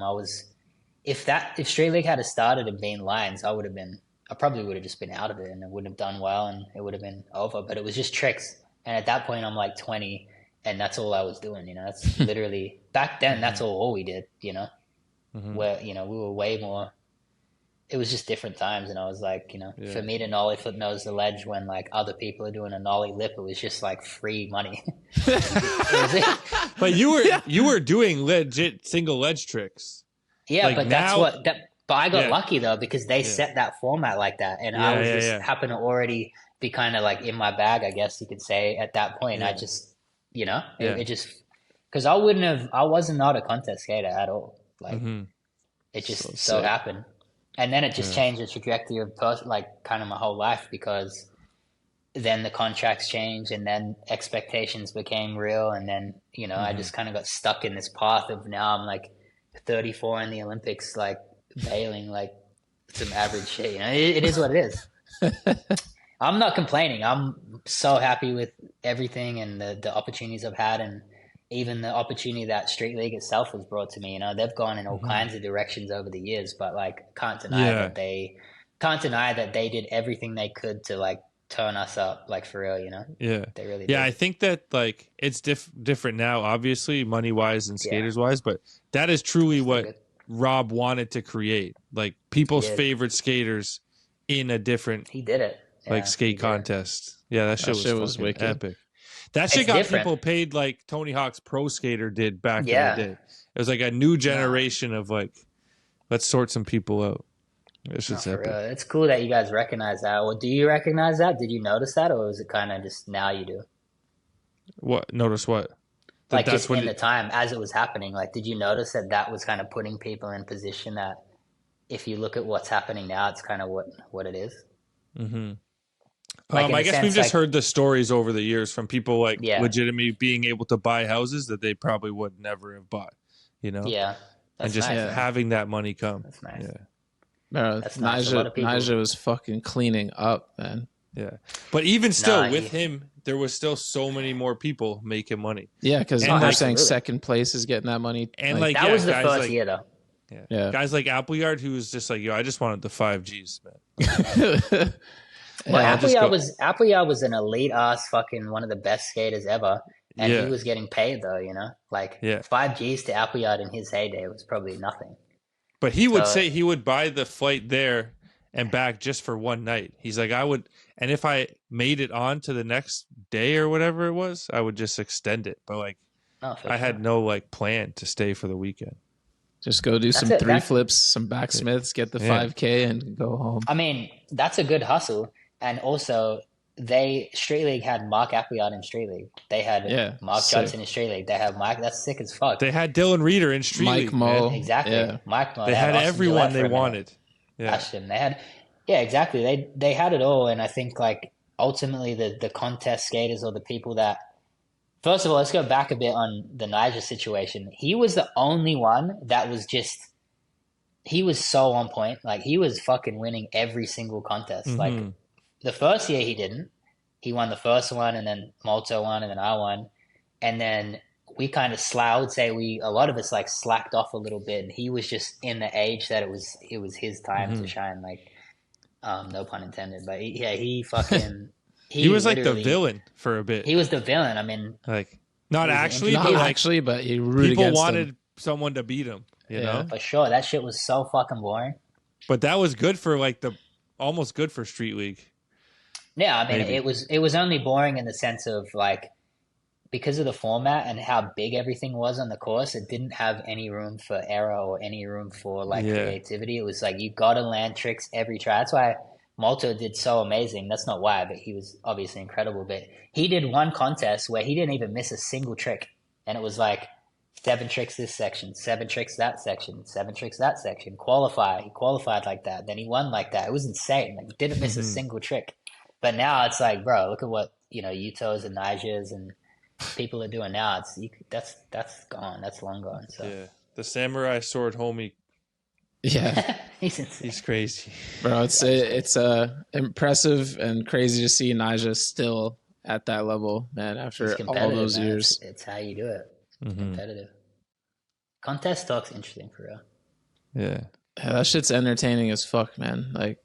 I don't catch them all, but I love watching that shit. Just get so into it for like a few hours and then it's over. And now the girls, what the girls are doing now, I literally I could not imagine that in the last little few 4 or 5 years, how crazy it's changed. It's insane. It's actually so sick. Fucking kickflip, back down, kickflip, heel flip, front crook, kickflip, front blunt, and big res. Like, what is how? No, the girl in the Olympics that did the big flip front board. Oh, like nothing. It was like, whoa, this is crazy. It's crazy. Yeah, they're killing. I'm loving it, and they're just getting started. They all have helmets on because they're so young. Yeah, the next like 10 14 years is going to be incredible to see the progression. I feel lucky to be a fan of skateboarding right now. Just like from where we started to where it's going to be when we're like 50, 60, it's going to be fucked. Girl front crook to 16 stereo. Like, the April team has slowly grown over time into quite the epic roster of OG legends and legends to be. Thank you. All three of us grew up in the era of full lengths. We loved the premieres. It meant so much to us. Are we going to get a full length April vid of everyone? I don't think so, dude. I don't know for sure because it's skaters have changed so much. Like I don't, as someone that I'm still obviously doing what I do, and people are like skaters want to do exactly what they want only now. And I feel as a company owner and someone that's trying to steer them in a good direction, some skaters it's not the best thing for them to go and film a full video and only work on that. Like it's not going to work for them. It's not going to do them any favors. So I feel like we have a few skaters on the team that doesn't it won't work for, you know. And then people like Guy, like, you know, he's a little older, of course, and it's like how there's no way I'm hitting him up like, yo, you got to film this thing, you got to do this. Yeah. Like I would never do that. He can just not even do a trick again, and he's on our team, and he's the man. Like my reasoning for having him on the team, besides like the obvious, is just that the rest of the team get to experience him as a person on trips or just in general. He's a fucking awesome person, and it's Guy Mariano. Like you don't get. There's barely any of. He's like one of like 5 dinosaurs in skating. Like you know that it just. It's true. So with a full length, I mean, he just had a lot of footage in the Dickies video. I just personally, as a skateboard brand, I guess owner, I want what's best for them for real, and that's not the best thing for each skater at all. It's really not. So here, let me tell you a little fun history nugget. When you guys were in Toronto in 2016, yeah, we prepared to interview Spanish Mike, and we knew he was sharing a room with P-Rod, and we prepared a whole interview for Paul just in case. Like it was literally like we didn't expect it to happen. Yeah, well, we literally just started the pod. So we go up to Spanish's room, do the interview, and then 5 minutes before it ends, Paul comes in, and we're like, "Oh, like you down?" And he was like, "Yeah, let's do it." So we interviewed them back to back. So it was really sick. Cool. But one of the questions we asked Paul, and this is 2016, right? So Primitive's newer at the time, was, "Are we ever going to get a Primitive full length?" And it's so funny to hear you all these years later say the same thing he said. He said no. He didn't think so, pretty much for the same reasons you're saying.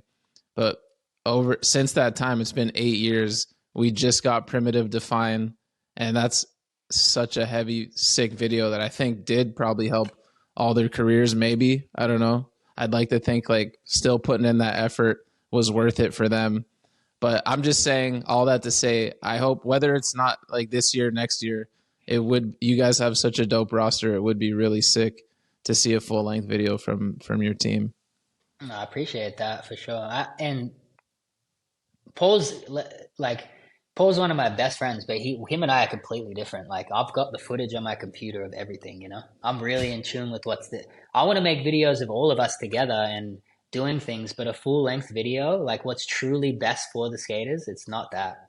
It's unfortunate that it's not that because it's my favorite thing ever as well. But if I tell Yuto we're doing that, he's going to go crazy. He's going to go as hard as he can. But knowing what we have for the next years with Nike and things like that, it's just like, and just business in general, it's like, brother, like that's, you know, Primitive did more than just that. Since I left, they did 3. They did Never. They did Define. They did Encore. They did 3 full ass length videos. And you would have to hit them up and say like, you know, who do you think that those videos like benefited? I think they're all amazing skaters. They're all hard working skaters. And I'm just like, is some of the footy gets lost. Maybe they need that though, but Primitive is different than April did. Primitive is doing all kinds of things, you know, in their own way, for business, for whatever, for product, whatever they're doing a lot. We don't do a lot. So like, I can't just be like, oh, let's chill and film a video for a few years and make it like fucking Pretty Sweet or Fully Flared or something, which is obviously like a thing that I would love. We would just have nothing for years, you know? Like it's already hard to get the skaters to like really, if we had a group of skaters like if you look at Primitive, they have skaters that I would say are more consistent at just filming and that program, and also Primitive have way more bread to put into those things like trips and all that stuff. It's just, it's the way they're doing business. I'm keeping it more small, low key. So it's like, though, like Trent, Carlos, Tiago's, like these motherfuckers are so productive, and the way I am and the way Yuto is, and like I don't want anyone like taken from that. The way that I do my own video projects, like Ish and Ronnie, they got to do it their own way, But I'm with you though. I'm with you. But the Paul saying that many years ago compared to what happened is very different than me saying it, to be honest. But we'll see. Time will tell. Time will tell. Yeah. Honestly, and also you could prove. I hope that I'm proved wrong by this, but that's another thing too. Like, it sucks to have a brand that I wish I could put so many more people on. If we could put other people on and I could create a path where like there's a full length video of these guys and then these guys have less footage, kind of like a girl video did, I wish I could do that, because there's so many friends I have that I'm like unfortunately having to like let down and not put on the team and shit, just due to like just bread. It's like, fuck, like I don't want to put them on and not do anything for them. I want to actually try to help them with their sponsors, and it's just reality, bro. Honestly, times have changed, bro, since COVID and all that stuff. It's different. I hear you. We're just I think all three of us. No, I appreciate it. Like, I think all three of us, like Donald said, we're from the era of like loving full lengths, and it just sucks that that's kind of the new reality sometimes, where you can't just disappear as a brand for 5 years and just have ads and Transworld and Thrasher, and then everyone's looking forward to the video forever. But it's back. People still do it. What do you guys think of it? Who's done it? Like, what do you think of the Dickies video? You think that is beneficial to what they're doing or what the skaters have done? What do you think? Truthful answer. Let's hear some. Honestly, I can't watch a like long. It's hard to watch a long ass video nowadays. Like even like the new Nike video, what was it, like 45 minutes or something? It's long, dude. It's a long. I had to watch it in parts. Definitely, like the 19 to 21 minute is like the perfect. That's exactly what I'm trying to make. That's exactly what I want to make. It's the best thing. Yeah. So I think that like this New Balance thing where teams will like pick like 3 guys and that's the video.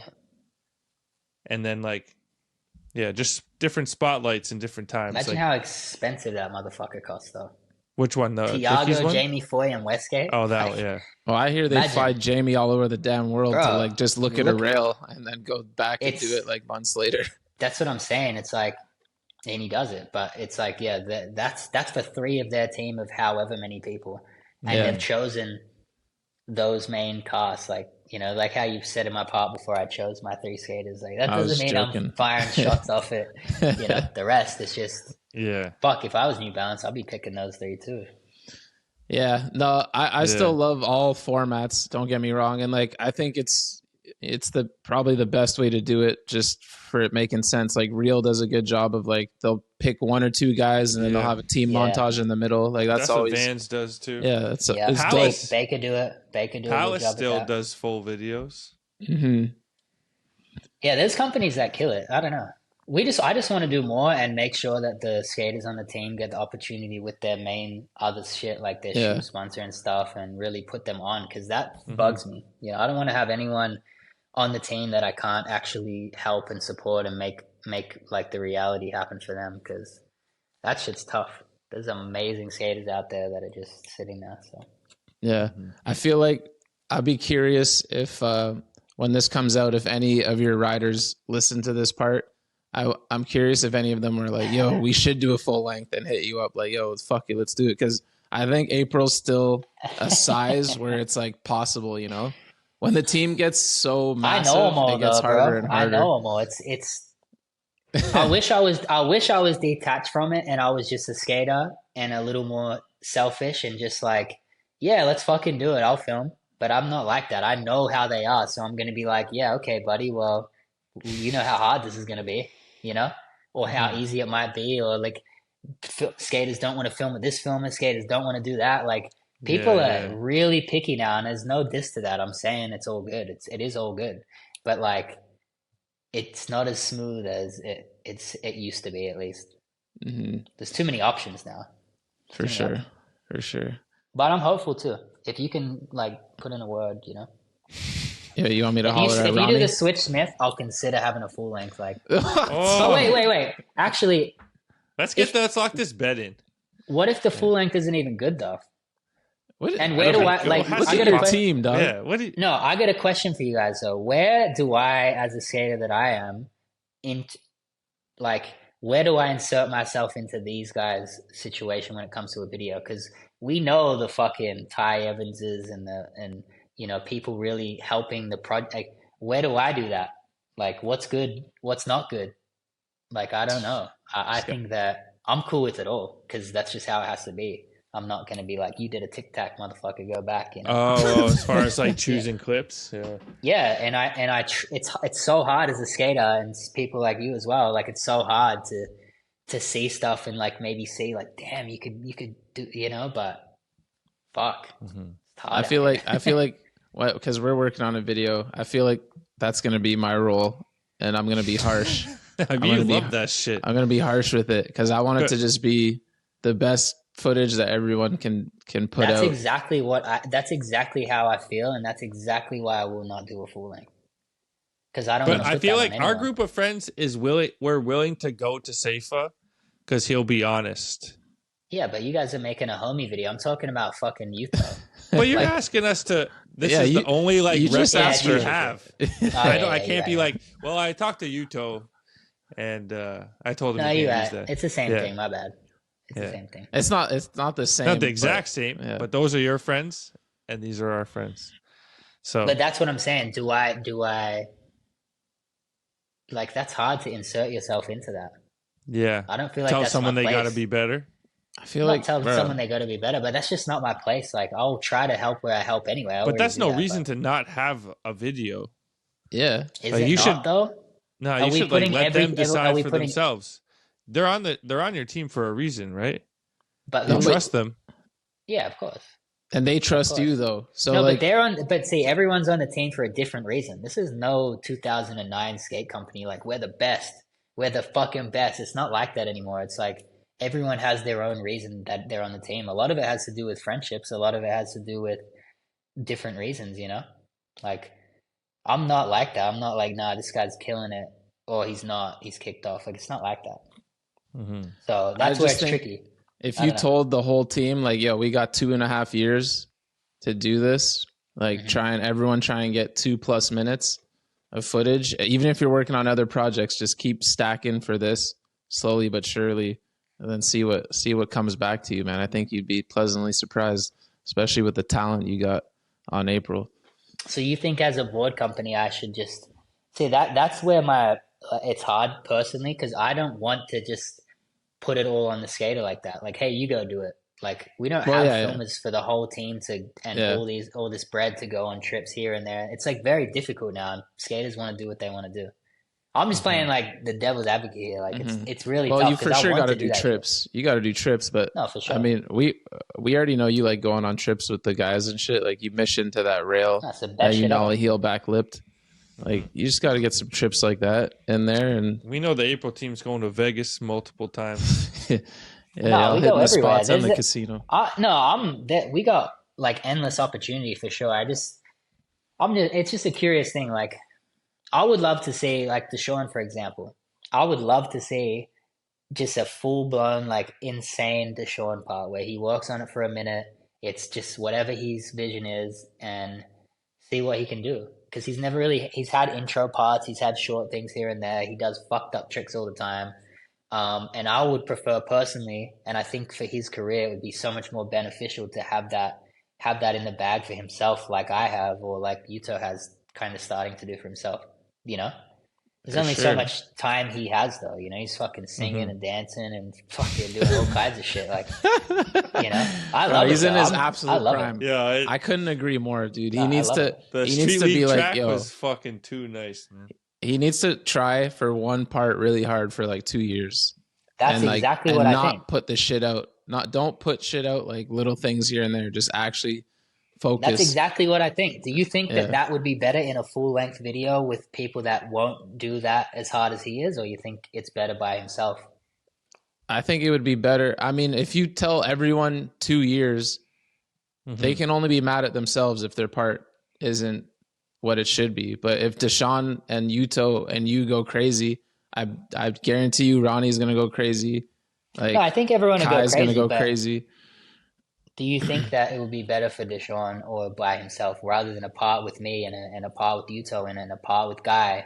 Like, Deshaun needs to shine on his own, like, for real. You know, he's insane. I feel like in a video, it's like the Dickies video. I just watched it. I watched the whole thing. And there's amazing skating in there, but I just remember the things that I, like, remember. But I don't think you guys are the Dickies team. I think that this would be something different. And, like, over the years, like, even in these great videos, like, yeah, right, there are certain guys who look back and were like, fuck, we could have done more, or I could have had more. And that stuff just happens naturally. Like, you can't control that. Well, maybe you guys you're talking me into it, you know? I don't know. Think about our heroes and the people that we worship. All their parts were in big videos. Like you said, Costin was your hero. All his most legendary parts were part of huge videos, but we obviously remember that part. Like, if Deshaun has a crazy part, that's the last part in the April video, let's say, I think that's going to hit just as hard, if not harder, than a single part that comes out. Because those come out so quick that I feel like I forget about them easier. But, like, I go watch Define all the time. Yeah, you know, maybe I skip some parts, but I still love watching. No, not even. Yeah, who's the verb button in the primitive video? No. Like, if tell I'm, us. Did you say tell the us who's the verb? Let me just say, if I'm in a hurry, tell 'em, man. Yeah. Tell us. If you're in a hurry, okay. Why are you watching the primitive video if you're in a hurry? What the fuck? Tell us. If I don't have long though, this is what I do. I watch P-Rod's part because that shit just Beginning, gets me so straight out hyped. the gate. Yeah, I watch Paul, and then if I have a little extra time, I watch a little extra time. I watch Trey, but I always watch Paul and Carlos beginning and end. You skip the whole shit. There's like 20 parts in there. See, you're watching a Deshaun part then. No, but I'm saying that's if I'm just me up. My point is, like, I'm gonna go find that Carlos part no matter what, whether it was a single part or a part of a long video. But because it's part of a long video, I end up watching like 3 or 4 parts. You know, you're just making like, bro. We had him like half convinced, and this whole Define argument fucked it, man. You fucked it up. Yeah. You fucked it up for real. Like, you're just saying what I'm talking about. No, but I'm saying because you're like the Deshaun. whole video is not. You're saying you don't have time to watch a fucking video and you're just skipping parts. If I'm in a rush. No, I don't know why I said if I'm in a rush, because you just wanted to know which ones I always my go-to parts. Yeah. If I'm straight chilling, I'll watch the whole video. If I'm straight chilling, I'll watch the whole video. Okay, who has third part? In the video? Like in order? Yeah. Tiago. Does he? I hope he does, for our sake. What's your go-to video? What's your go-to video? Full video? Yeah. Like a full video? I'd probably watch like probably like, I don't know. That's a tough one. Full on video. Probably right, or like fully flat, or just I would just throw the video on. I'm not sitting there watching the whole video. It's like fully flared? Yo, Beeble, Costin, Cairo. But it's been so many years. We can have our favorites. We can skip some shit in that video. But you're talking about, like, you're trying to convince me to do a full length from a recent video and then saying you skipped that whole shit. No, I don't, because you were asking me what my go-tos were. So I said if I'm in a rush, my main go-tos, Paul and Carlos, are the ones I'm going to watch the most. But the whole video is dope. Just debating nothing. Yeah. It's a fire video. They're fucking nuts. So April full length. It's a fact that's coming. We need another 2027. No, but you guys won't like it though. You're just telling me right now, like, you're telling me you ain't watching that shit. You skip half, or you watch it a little bit. Well, your worry is that, like, some people are gonna rise and shine brighter than others. But our argument is absolutely that naturally happens in every that's why you don't do it, and you let them shine. And I post those motherfuckers, and but those video parts get forgotten. That's what he's trying to say. Is that not if they're insane though? Not if they still Deshaun do. Hasn't had it. Deshaun hasn't had that moment yet. The single videos, they just fade away, kind of. But that would be so beast if Deshaun just had like either first part or last part in an April video, and like a big premiere, and you could like have the whole team out. No, and everyone's I wholeheartedly like agree with that. There's nothing better than that. Definitely. Yeah. There's nothing better than that. But one of the best things in skating. Yeah. It is. No denying. But actually, I can't say that. Doesn't matter. You get something. It's fine. Right. It just doesn't have to be April. We'll see. It's literally been 8 years since Paul said they weren't going to do full lengths, and they've had like 3, and Define being the fullest of them all, like almost the whole team at a part. So we'll see what April's saying in 8 years. I'm predicting at least literally the team could be completely different, and we might make it. That's kind of what happened with Primitive. A lot changed since that Canada tour for sure. People quitting, people getting on, this and that, business, this and that. Like, it's anything can happen for sure, but I don't know, at least in the coming years, if we're on that type of trajectory. So who's slacking? It sounds like you're worried about some people. No one's slacking. They're all doing their own thing though, which is what I love about. I'm not like trying to portray this like we're in the van, happy go lucky shit all the time. We just do, when we link up, we're all good friends. We have a lot of shit that we do in common, but like, I like to do my own thing. I'm not trying to get them to just be like sitting next to me, like, I'm doing this Bunt interview, like just sit here and like, I don't know. Yeah. Shit. Okay. So other than working on a full length, what's next for Shane O'Neill, man? Other than the full length, I'm filming something at the moment, due to the fact of the video that just came out. I have a very good situation at the moment, so I'm working on a little something, and we'll see how it goes. Yeah, we'll see how it goes, and then it might be soon, it might not. So Shane O'Neill, 2025 Sodi campaign starts now. Yeah, that's a whole other thing. You got to take on our boy Zion next year. Woo, Big Who's Z. This? Zion, right? Yeah, he's going for it. Well, he's coming, baby. Bro, you guys don't hurt his chances. He's doing his thing. Let's just say that. He is. I'm telling you, this campaigning is like. I know we're just joking. We're just joking. No, you're not. You're gonna cut this out. I don't know. Just like trying to figure out what's next for the skaters and fucking. No more Olympics and shit. Yuto's got more time. He's like one of the best dudes to go film with and go on trips with, and super motivating, Kid's fearless, so definitely helps me. And just moving forward, not spending 4 years or 3 years working on a video. Like, it's unnecessary. I can feel the heat from here. All right, Shane. Before we get you out of here, we got to get a little rapid fire in. No, I'm good. No rush. I'll ask whatever. It's my last podcast ever. Let's get it's my first and last. No, until the retired one. Until the retired one. Until the retired one. Then I'm going full rogue. Yeah. Unhinged. I'm telling everything. Unhinged. Favorite skater? Easy, Costin. Easy.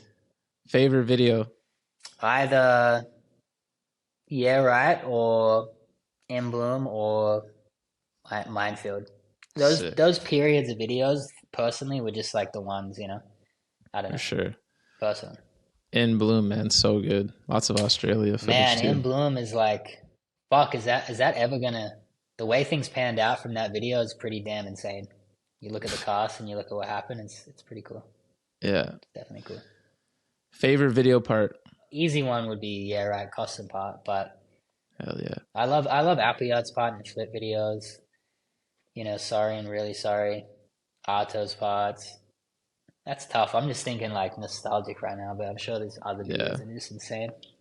Everyone you just mentioned. You guys have got us like back talking about random shit. Yeah, all those single parts are forgotten though, man. None of these questions. Nobody mentions those ones None ever. of them. You didn't just talk to me about my multiple ones in the beginning of this at all.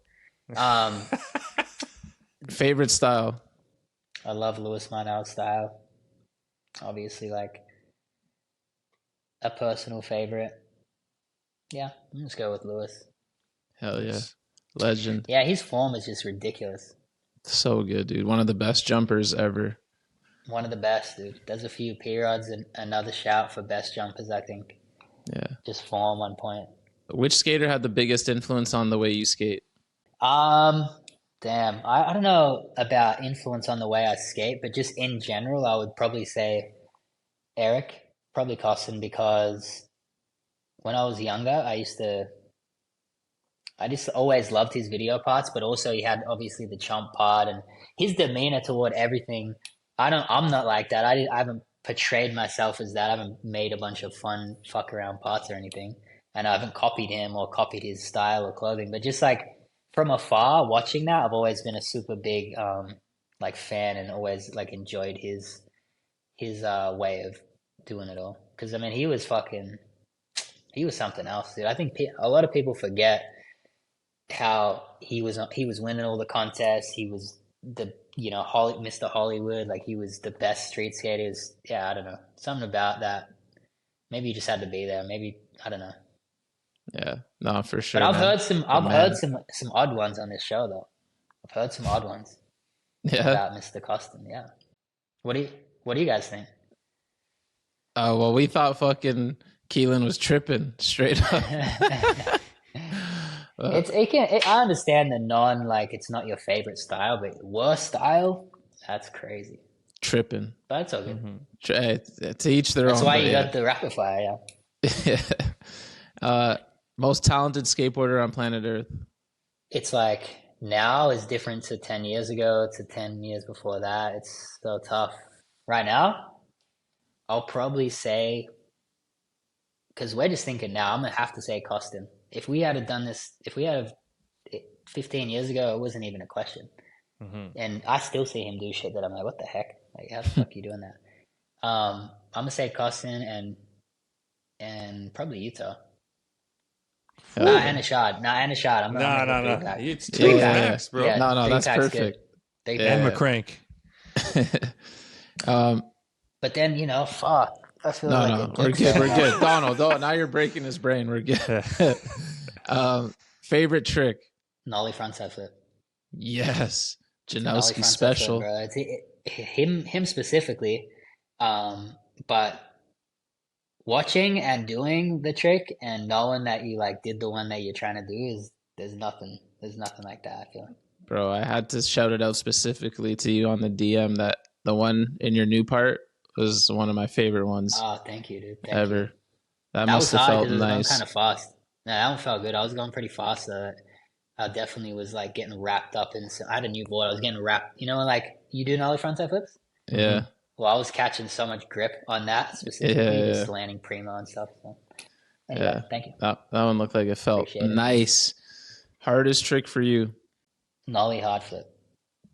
Like it just doesn't feel right. I can do it and I'll like make it work. I could probably film it and it would look like I could do it, but I still, it ain't. I just don't got it like that. I don't know. Most illegal trick? Switch double tray. It's so funny because someone said that on your show and I was tagged in it a bunch and I'm like, that's got to be directed at me. Like we don't have no beef. Like what? Why is he saying that for? Nah, I thought it was funny though. It's just one of those things, Points are points, bread's bread. Sorry. It's a business. It just is what that is. I'd way rather switch tray. Mm-hmm. It's a business decision. It's a business decision. I'm sorry. Me and Donald have said many times, get your money, Deshaun Jordan, go do that bigger flip front board in the contest. You know what I'm saying? Get that paper by any means. But don't necessarily need it in the street part. Hopefully you can gather this for me, but he feels the same though. A lot of us feel the same about this type of shit, but it's like, fuck, man, you just kind of have to do more than just what we want to do. It just is what it is. I'm sure Deshaun, like, you guys know that, but I don't know. Some skaters aren't like that. You might talk to another, I guess, street leaguer that'll be like, thinking that it is like the business. But favorite clip you've ever gotten? Back in the day, a clip that I got on this like well-known undercover 8-stair. Nothing special about it besides undercover and just a legendary Melbourne spot. But I got a clip filmed with Midzi, who does April with me. Shout out Midzi. And Lewis got a clip that day too, where we just skated together. And yeah, just a good memory. We didn't really talk too much on that, but like, yeah, he's definitely a big help and catalyst to kind of where I'm at, I think. Yeah, shout out Lewis again, man. Yeah, no, that was your boy, and kind of helped guide you, a little older than you when you were young. So that's awesome. Not even guiding me, he just was a good person, and just like without saying anything, without specifically doing anything. Same as Paul, though, just because I saw those guys, and I've been a pretty like observant person all these years, so I kind of like, shout to them for that, just being good people. They didn't specifically like, take me and tell me what to do and stuff like that, but yeah, for someone like me, that's gone a long way. So, hell yeah, nice. Worst trend you've been a part of? Can you tell me? What have I done? I don't know. Your kits have been pretty standard. You're a little baggier now, but nothing crazy over the years that I can really think of.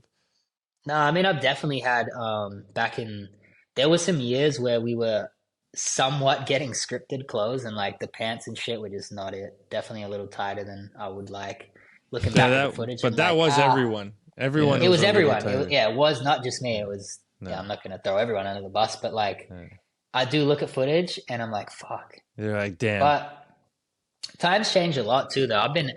Even back then, I would always skate in certain shit, and I still skate in certain shit just because, I don't know, just how I feel. But I wear different clothes usually than I skate in. It's kind of like, I'm sure you guys do too, but yeah, I think that's common. Kind of got my like skate vibe, and different.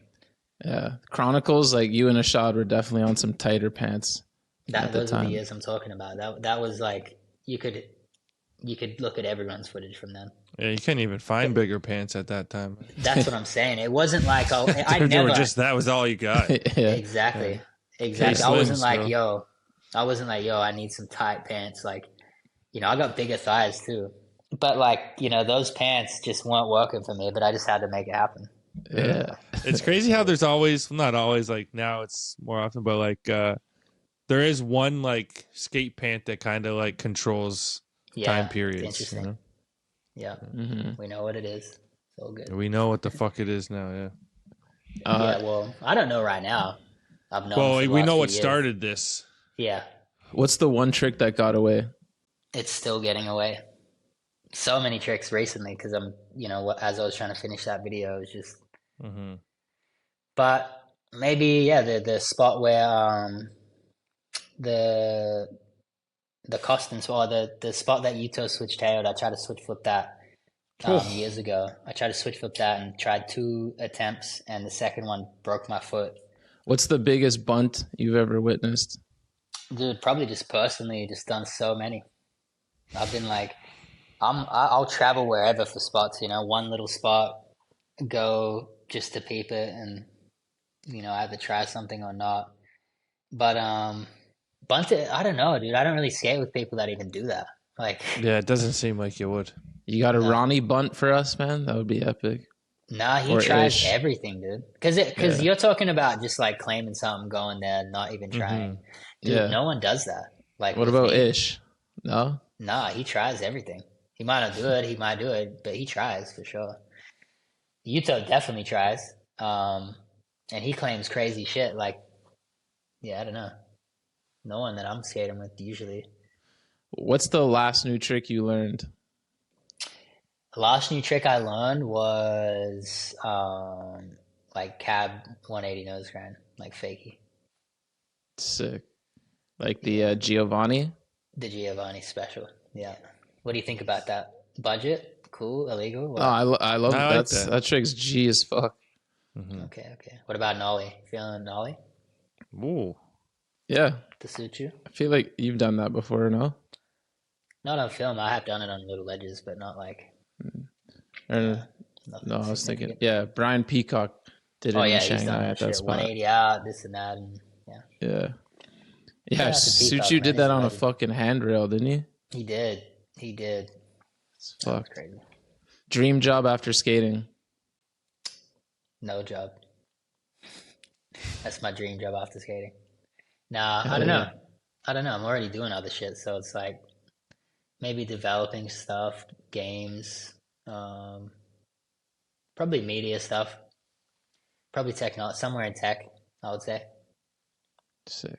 I find it like it's just moving so fast, and it's pretty interesting where it's going. So something like that. Whether or not that's possible, I don't know, but that'd be cool. Favorite local brand?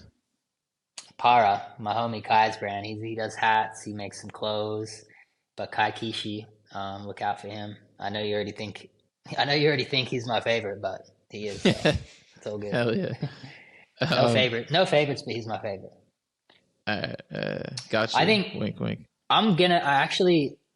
probably won't check in about this, but he has something coming out soon, and he has some things in there that are, like, in my mind, super, super tasteful, like over the top shit. So I'm curious about what you think of some of the tricks. Definitely. He's good, dude. His form's good. He's fucking He's amazing. I've been a big fan since he was tiny. He's still tiny. He's still tiny. If you guys ever invite us to the jam, I don't think he's making the team. Let's just say that. Yeah, I'll swat the hell out of him. We did invite you last year. Oh, I never got that call. Well, now we can do a formal invite when this ends. All right. Yeah. Favorite local skater? I'm gonna shout out Noah in Sydney. Noah, he's on our team too. I feel like I'm kind of like only shouting out my dudes, which I have to. But Noah's like your dudes. I don't know. Please tell me you guys have seen Noah before. Please. Yeah, bro. Okay. We were hyped to have mad love for Noah at the Bunt Jam in Melbourne, but I think he's hurt right now. Yeah, I think he may be going through some knee shit. He's not even local. He's fucking the GOAT. But shout out to Noah. I don't know. That's awesome. There's so many people. Bro, he's so sick. Me and Dono have been fans of him for a while, and yeah, he's a cool kid. I think he's got a bright future. Yeah, that last edit you guys put out was really like we already liked him, but I feel like he leveled up. The dunk one? Yeah, the dunk one. Oh, you guys, like, you know his clips in that, like his style was so. You say we're not allowed to say that on here? You can't say dunks. It's like a swear word on offense dunks. It's all a swear word on the show.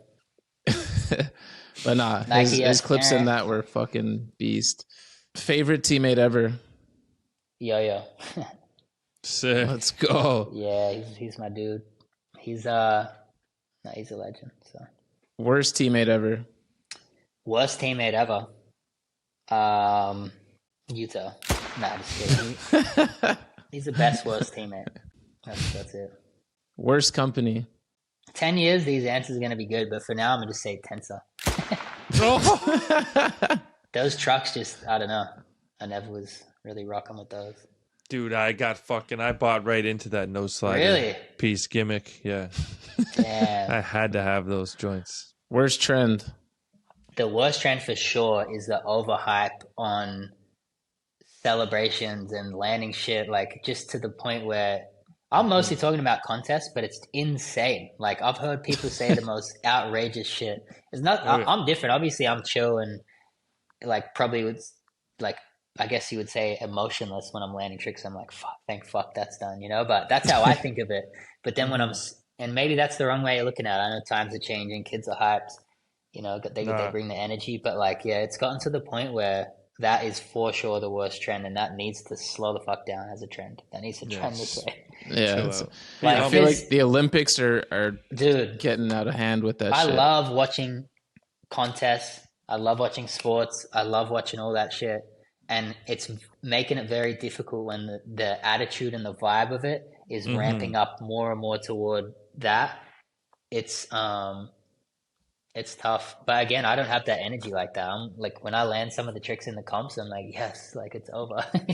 Dude, it's funny you're saying that because I mean, I watched your Tampa Pro winning run today, and you basically do the craziest run, and then you're just like, it's just like so mellow. Like I just like.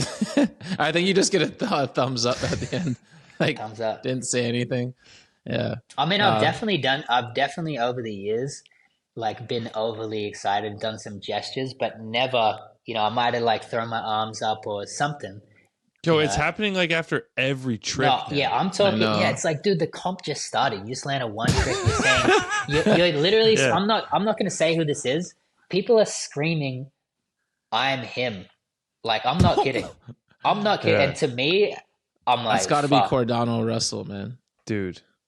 He's been out of control. Oh yeah, we got it. No, but even in like the streets, like it's happening in the streets now. I mean, people are going crazy. I don't want to get like nitpicky about it and just feel like I'm just old. That's what we're here for. I feel like I'm old at this point saying that, but yeah, like it's even my friends that do it though.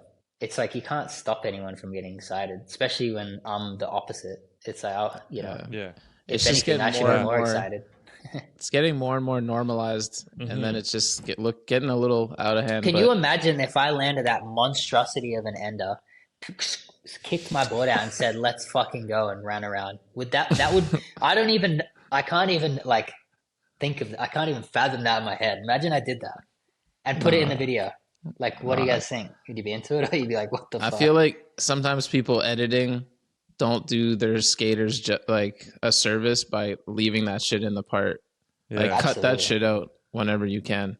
I think. Would that have affected the video for you? If you did that? If I did that? What that? Well, it would just be like just know you wouldn't. Like, yeah. But you would remember it. But like, what if I did it though? Now I'm gonna do it in one video and see if you guys like. No, you're not. No, you're not. You will. Do it. Like imagine first trick in the pot. I mean, like, yeah, that'd be interesting. Even when you ride away from Nollie back heel Wallenberg, you're just like, it just cuts and you're still chilling. Like a lot, Wallenberg's a spot where people lose it after, and that one's like rightfully so. But once I did, you ever play any sports? Like you like golf or play basketball or anything like that? I play basketball. Just like you celebrate when you beat someone in like a game of like. Nah. You guys play like 7 pool, or whatever? I guess if I was to shit talk, it'd be in pool, playing pool. Yeah. That's nice. But no, I don't know. I'll be like the worst at the bunt jam. Not playing, I'll probably just, look at Scales' win. He falls to the ground like, bro. That was epic. I know it was epic. That's basketball. It's different. But even still, like, I wouldn't do that. I'd be like, sick. Yeah. People would have put you on their shoulders, man. Wow. I'll never know. But well, you might know. Worst style. I can't answer these questions. It's like I'm too. It's fucked. I've got some in my head, but it's just you're too connected. Oh, dude. I have the answers, dude. The answers are there, but also, fuck it, man. This shit's hard anyway. Skating's hard. No one's got shit. Like, who am I to be? Like me of all people to just be sitting here like I can't do it, which is a cop out because it came on the show, but that's fair. All good. All right, last person you want on the sesh? Dustin Dolan. No, you had no problem with that one. No, but that's different though. I fuck with Dustin, but he's just like almost every single time I see him, it's not great, but. He's awesome. He's an OG legend, and like shout out to Dustin. But like if I'm skating, I'm trying to do something like. Yeah, you don't need that energy.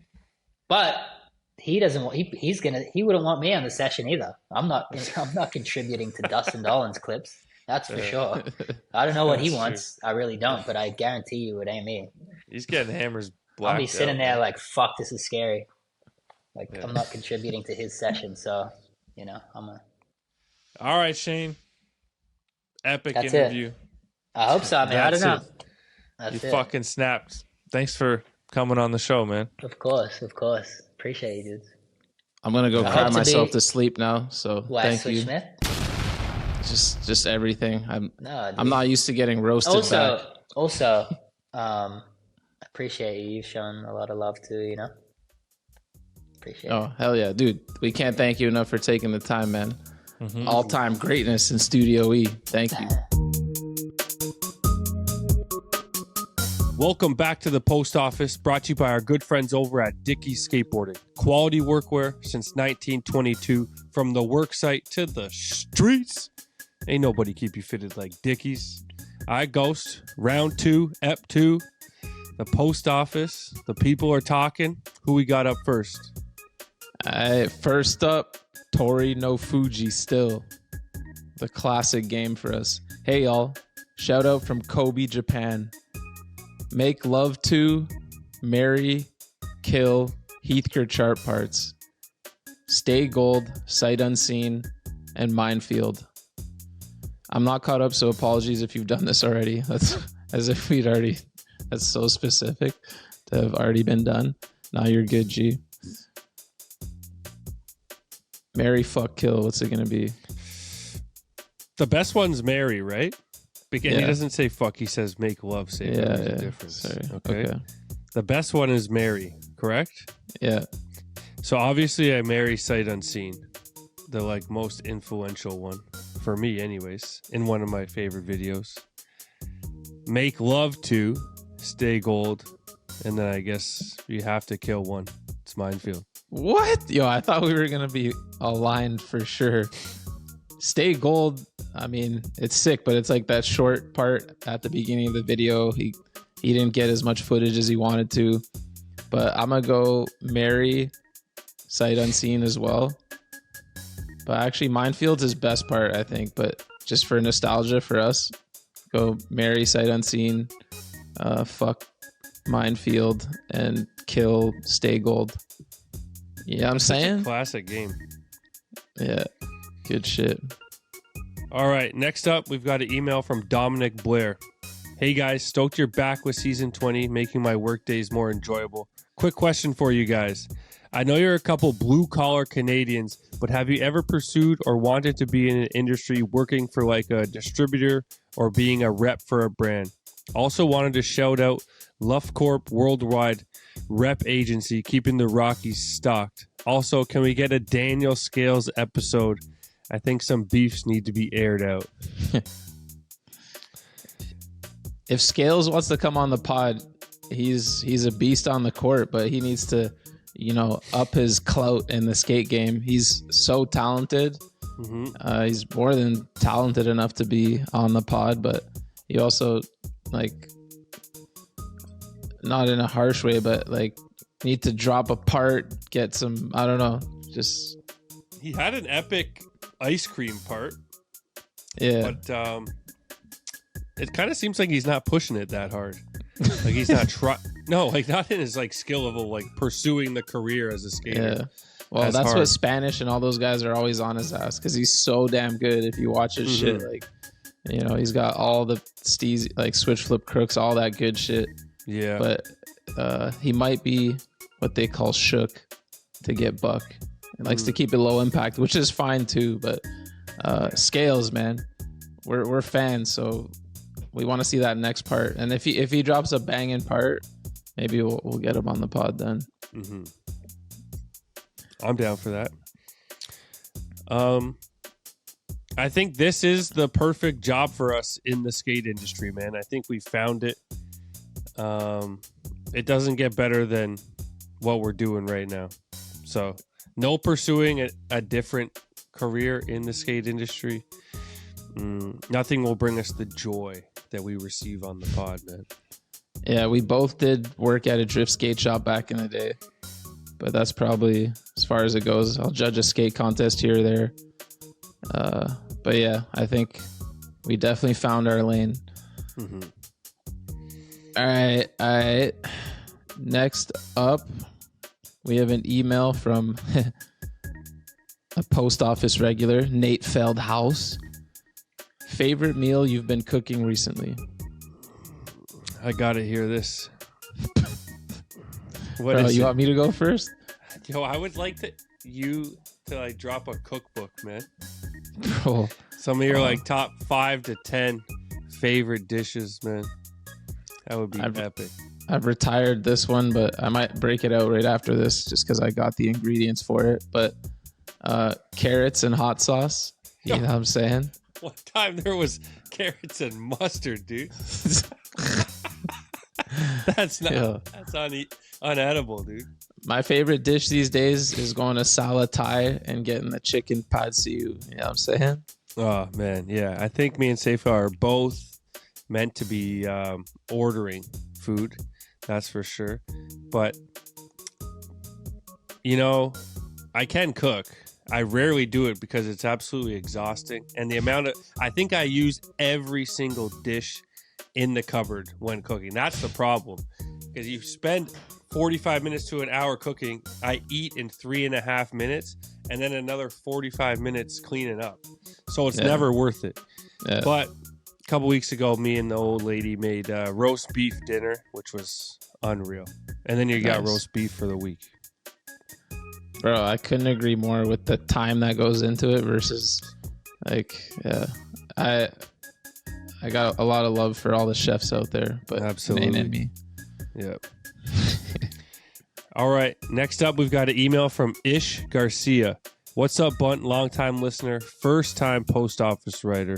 I just have to call y'all's huge bunt from the off season. We didn't get that switch tray trick tip. All good though. Keep up the great work, fellas. Great first episode back. Much love.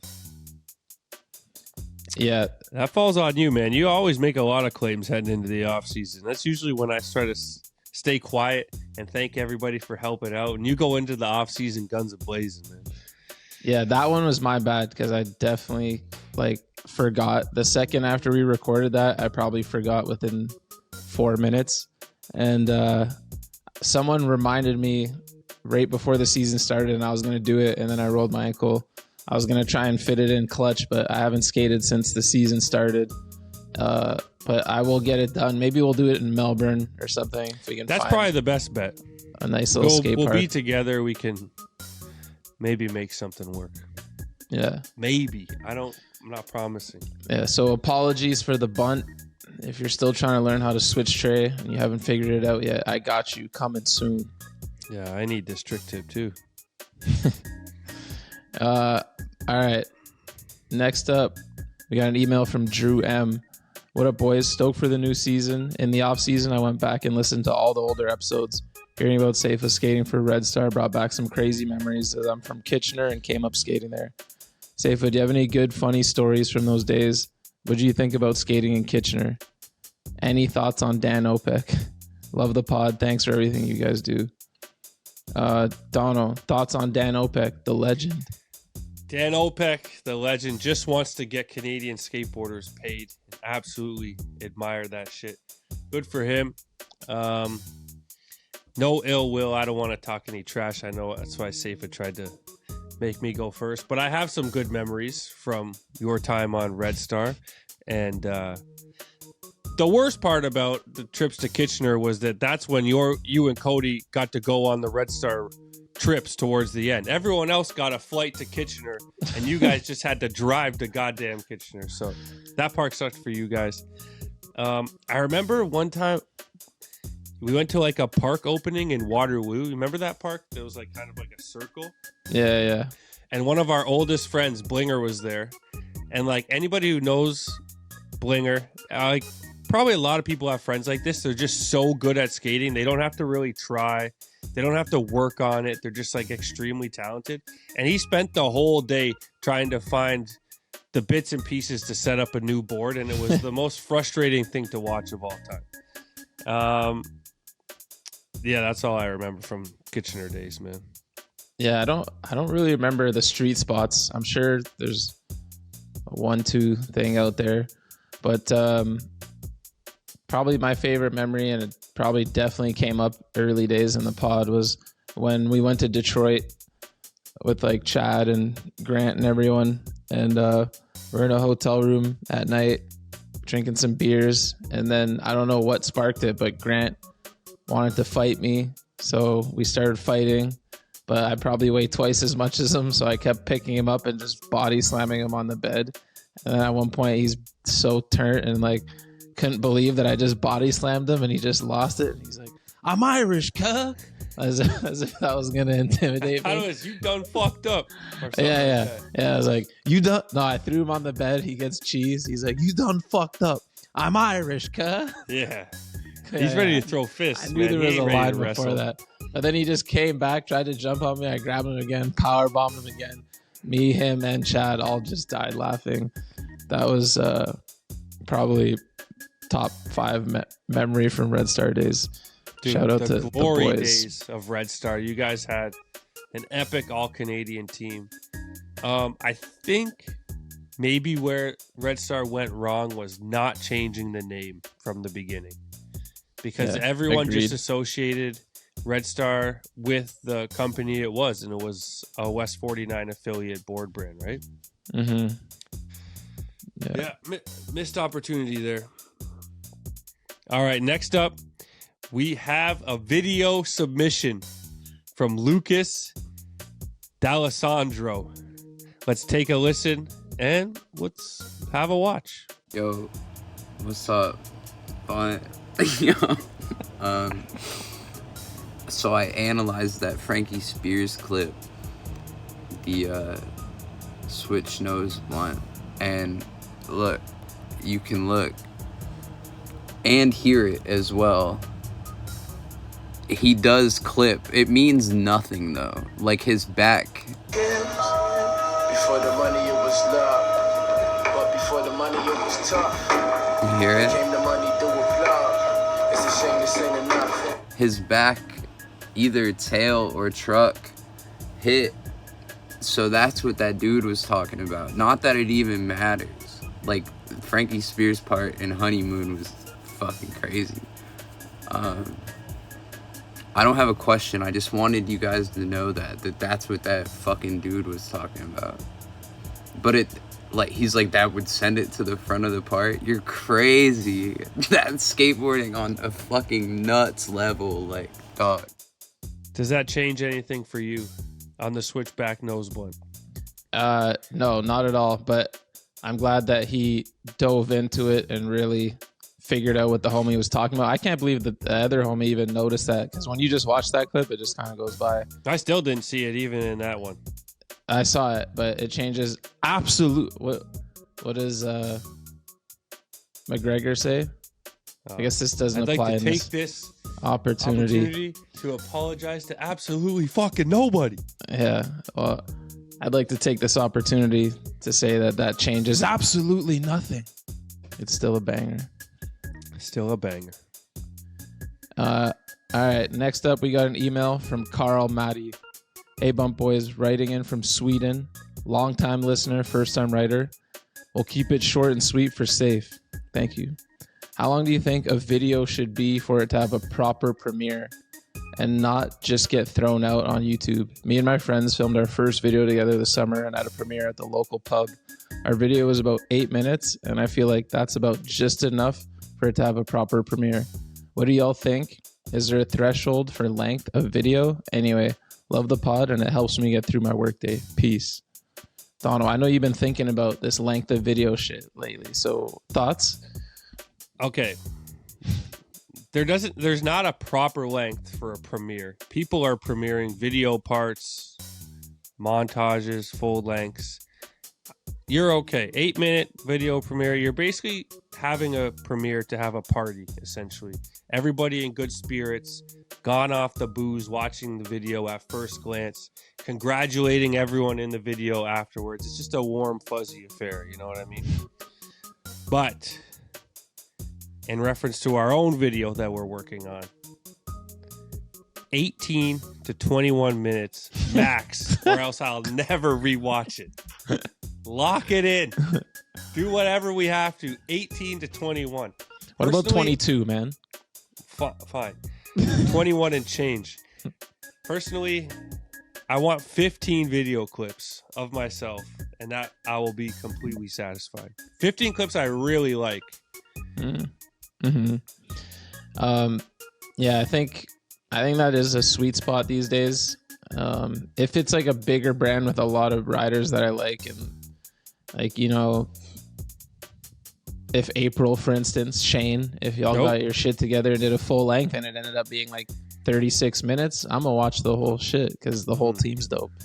But once, not me. I'll watch that a bunch. But you know what's been happening in Toronto a lot is when there's shorter videos, different people will kind of like coordinate and do the premieres together. Like, how many times recently have we gone? You go to a video premiere and there ends up being like 2 or 3 videos. Oh man! And it's a bunch of, it could be like 3 different 8-minute videos. Mm-hmm. But I get his dilemma. It's like, is 8 minutes enough to drag a bunch of people out? I think we say yes. We say but yes. Any videos of fucking takes a lot of work, so celebrate that shit. Exactly, man. All right, next up, we've got a voice note from Noah Burley. Let's take a listen. Hello again, the Bunt. It's me. Hope y'all are doing well. I have a hypothetical question for you. You're on a cruise. Everything's going great. And all of a sudden, a fire breaks out in the generator room. Power goes out. And the sewage starts backing up in all the toilets. You're stuck on this cruise for the next 2 weeks without any running water or any electricity. Who is the last guest that you have interviewed that you would want to have to share a room with? I love y'all. Bye. First of all, who's staying on this cruise ship for 2 weeks? Not me, but I get the point. You said they say interviewed recently, or can we just any interviewee will do, right? Yeah, any interviewee, I think. You always have a crazy answer for these fucking hypotheticals. It's like the opposite of who you should pick.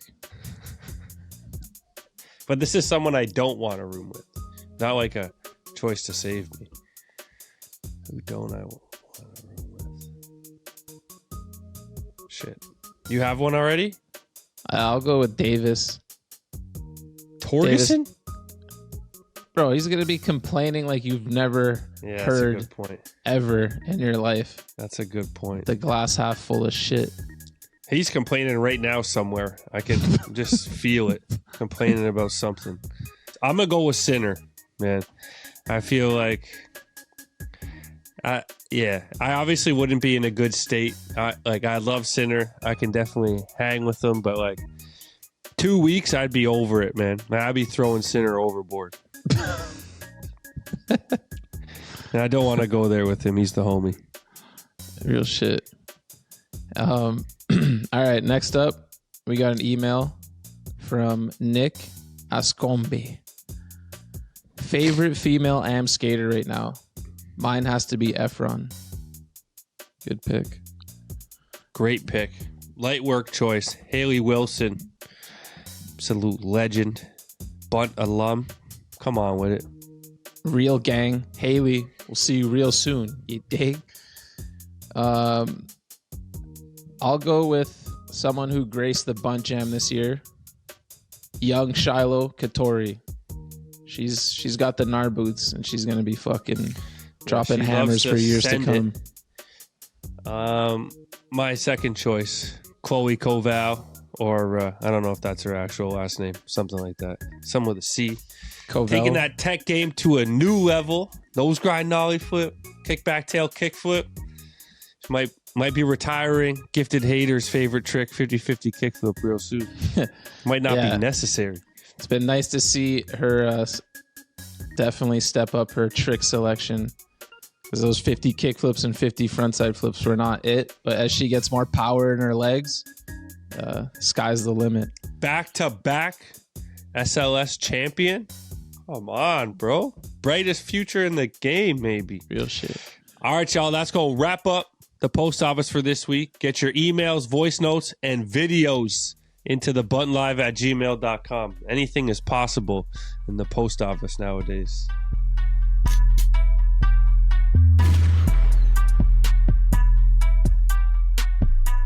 This is the Rundown, the skateboard world source for sports. Ghost, the World Series is on and popping. Baseball, one of our favorite subjects. Do you know who's in it? The New York Yankees and the LA Dodgers, man. That's right, man. Marquee matchup. As good as it gets. Two of the biggest markets, storied franchises. Game one ending in an extra innings grand slam. And then game 2, Saturday night. You know who won that one? Dodgers. Yep. Dodgers are up 2-0 as we record this. You want to give the people a prediction? Have the Dodgers won in the last 5 years? They won recently. I'm not like a MLB specialist, but they have won recently. I would, if I and had they to also guess, I would lost that say one, yes. right? Didn't they lose one to Houston cheating? Yes, but they did end up winning their own as well. Okay, and they keep breaking the bank over and over. They'll all the spend biggest any names. money. Yeah, I think Dodgers in 5. Ooh, They ain't fucking around still. they have looked good the first 2 games. The Yankees are beating themselves, it seems like. So We got Dodgers gear. We can jump on the wagon for all the elimination games. Yeah, we can do that. I kind of like the Yankees for some reason. Not like them, but I want a good series. But then I'm like, why do I even care? Like, hockey's on. Yeah, you So don't week care. 1 of the NBA, the LA Lakers off to a ferocious start, 3-0. How far can the Lakers go, man? I think for them, well, I don't have like championship as a realistic outcome. And, looking good. They beat some good teams too. But I just think for them, it's just health, man. We already know. Is LeBron's turning 40 this season? Or is he already 40? AD made a glass, but they both played so many games last year. I don't know if that's repeatable, man. Pick your team in the NBA that makes the biggest jump this season. Whether it be winning more playoff rounds, finally getting the championship, even making the playoffs. Who makes that jump? That's a really good one. I'm gonna say not the Toronto Raptors. That's for damn sure. Maybe this one's kind of easy. Let's go with the Memphis Grizzlies, but mostly due to injury last year. But if they can keep their head on straight and stay healthy, I think they're gonna be a force to be reckoned with come playoff time. Thoughts on the San Antonio Spurs, though? That's another good one. They got CP3. This is what he does, man. He goes to teams struggling, but with upside, and helps them see their upside. Yeah, they're 1-1. I'll still stick with Memphis making the biggest leap from like games from record-wise from last year, but I like that. I like that pick too. They're top 5 as far as like potential to make a leap this year, I'd say. All right, that's enough basketball. Let's get down to the brass tacks. Jameis Winston started a game in the NFL. W's, baby. This ain't West Side. This is W's for Jameis Winston. He's back. He gave a hell of an interview pregame. All thanks to God. You know exactly what it is. Jameis Winston comes on the field for the first time starting in 2 years, I think it was. Emergency quarterback last week. And what does he do? He beats the best team in football, potentially. The reigning MVP. And who did he do it with? Cedric Tillman, a relative unknown. Do the Browns now make a run? Man, their division is just so tough. But everyone's catching L's in that division. It's crazy. Like, I mean, they just beat Baltimore, so that's a huge one. Cincinnati lost today. Steelers play tomorrow night, I believe. Mm-hmm. I don't know, man. Sometimes you get that fucking magic in a bottle. What's that saying? Yeah, that's it. Lightning in a bottle. So I don't know, man. It might be too. They're 1-6, man. That's fucking hard to come back. Never too late, They'd have man. to go on a huge run Just to slip into that wild card. Yeah. It seemed like he's been waiting his whole life for this moment, man. And he's tried to say the right thing the whole time, like never trying to step on Deshaun's toes. But like in the preseason and shit, he's doing all the speeches. Like clearly people hate Deshaun. Nobody goes liked down, him. And then like they were 1-6 with Deshaun. Now they're 1-0 with Jameis. Best of luck to him. They're not just 1-0. They beat the Ravens. I know. The Ravens have It's been fucked. killing everyone. Derrick Henry's been doing whatever he wants. They slowed Derrick Henry down until the end, but relatively kept him in check. But they kept him in check all game. Like a 2-yard rushing touchdown's not really like. Yeah. But like, that's as impressive as it gets. They traded away Amari Cooper. He's doing it with Jerry Jeudy, Elijah Moore, Cedric Tillman, and then you have Nick Chubb, who's just coming back. They ain't going crazy on him. Njoku, baby. And Njoku.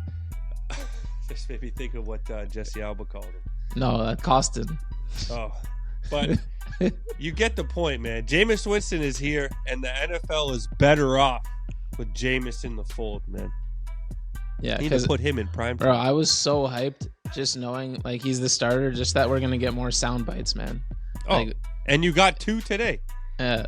He gave the Eminem. Did you see what he did after the game? He gave the Eminem speech. Yeah. One shot. Oh man. But yo, I think you said this last week. The only thing we're missing now is Booger McFarland calling the game on a Monday night, a Browns game. Oh.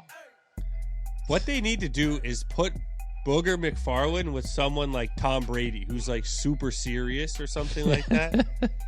Yeah. Booger's as good as it gets. So is this the end of Deshaun Watson? Are we officially, as sad as it is, storied career in Houston, just came on and absolutely killed it from day one. Obviously, his legal troubles, well documented. We don't need to get into that stuff here. And then he lands in Cleveland. Massive contract. Never really got it going. Sometimes it just seems like, as much as I don't really believe in curses, sometimes it just seems like certain franchises are just cursed. Like, I don't know if you wanted to talk about the Jets today, but like, who does? How the fuck did they just lose to the Patriots? That franchise is pretty cursed. The Browns, obviously cursed. You get, at the time, a top 3, maybe top 4, depending on your order, QB in the league. Like, top 5 at the very least if you weren't a Deshaun fan. But the Browns are not. Look at what happened. Okay, the Baker Mayfield thing didn't work out. They go and they get Manziel as well. They get Deshaun. He gets hurt, but Flacco comes in and they have a great season for the Browns' perspective. Yeah. That's what they needed. They needed a quarterback like Joe Flacco. But no, they let him go right back to Deshaun because obviously they have to. They pay him that type of money. Now he's gone, and Jameis Winston came in, and you could tell that he was going to not be the Tampa Bay Jameis Winston, where he was going to gunsling it all over the place. He wanted to win and win properly. So I think the Browns, like, they have the basis. They have a good defense. They have a great running back. They just needed some competent play. Let me check something here. Of course, he's on my bench in fantasy, but yeah. Oh, he did lose a fumble, but no interceptions. He did throw one that should have been picked. Probably a couple. I didn't watch the whole game. Yeah, the game could have been over. I think name is Kyle Hamilton should have picked him off right the throw before the touchdown. Yeah, exactly. Yeah. But no, I'm happy for him, and like everything he's been through in his career, from going to be a backup in New Orleans and shit. And then who was he a backup? Was that? Yeah, that was with New Orleans when he had that TD at the end of the year, and you're like, yo, he's still doing immature shit. Remember? Yeah. And then now it's like with the whole Deshaun thing, like I don't know if he's faking it, but he seems to be more serious. He's trying his hardest. He's trying to be like, yeah.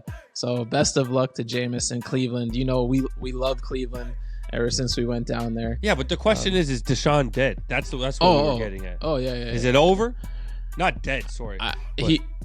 The only thing that I could see, like, he's going to be less mobile, so that already sucks. That was, a significant part of his game in Houston. But he's had I feel like sometimes people forget about the shoulder surgery shit. Like, he couldn't throw the damn ball. So I don't know if this extra time to, like, maybe that helps fix that too. But if I had to put money on it right now, I'm saying he's done.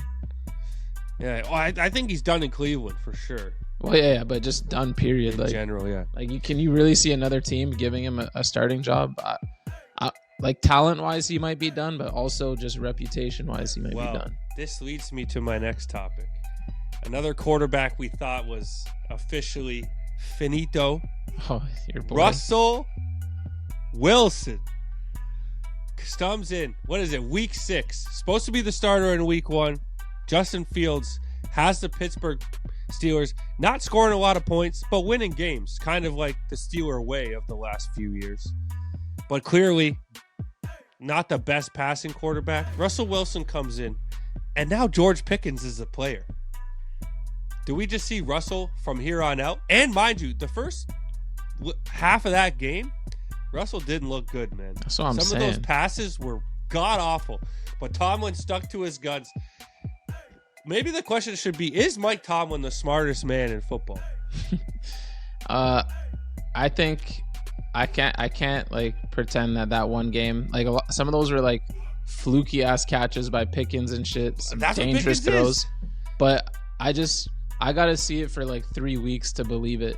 I could see Russell just sucking this week, you know. So, I don't know. He's playing the Giants. Yeah, true. It's gonna be it's a not great gonna take game much. on Monday. It's not gonna take much, but happy for the Steelers. I'm not a Russell Wilson fan, so it leaves me in such a weird spot. But let's go Steelers.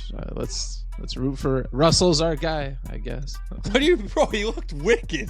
He's way better than Fields. I know, but he's one of my like least favorite quarterbacks I've ever watched. Like he's just, I don't know. I'm trying to enjoy it from like a comedy standpoint. Like now when I see his interviews, they make me laugh as opposed to cringe because they're just so weird. He's such a strange person. He doesn't know what to say. I'm trying anymore. to flip it to like embrace it a little bit if I can.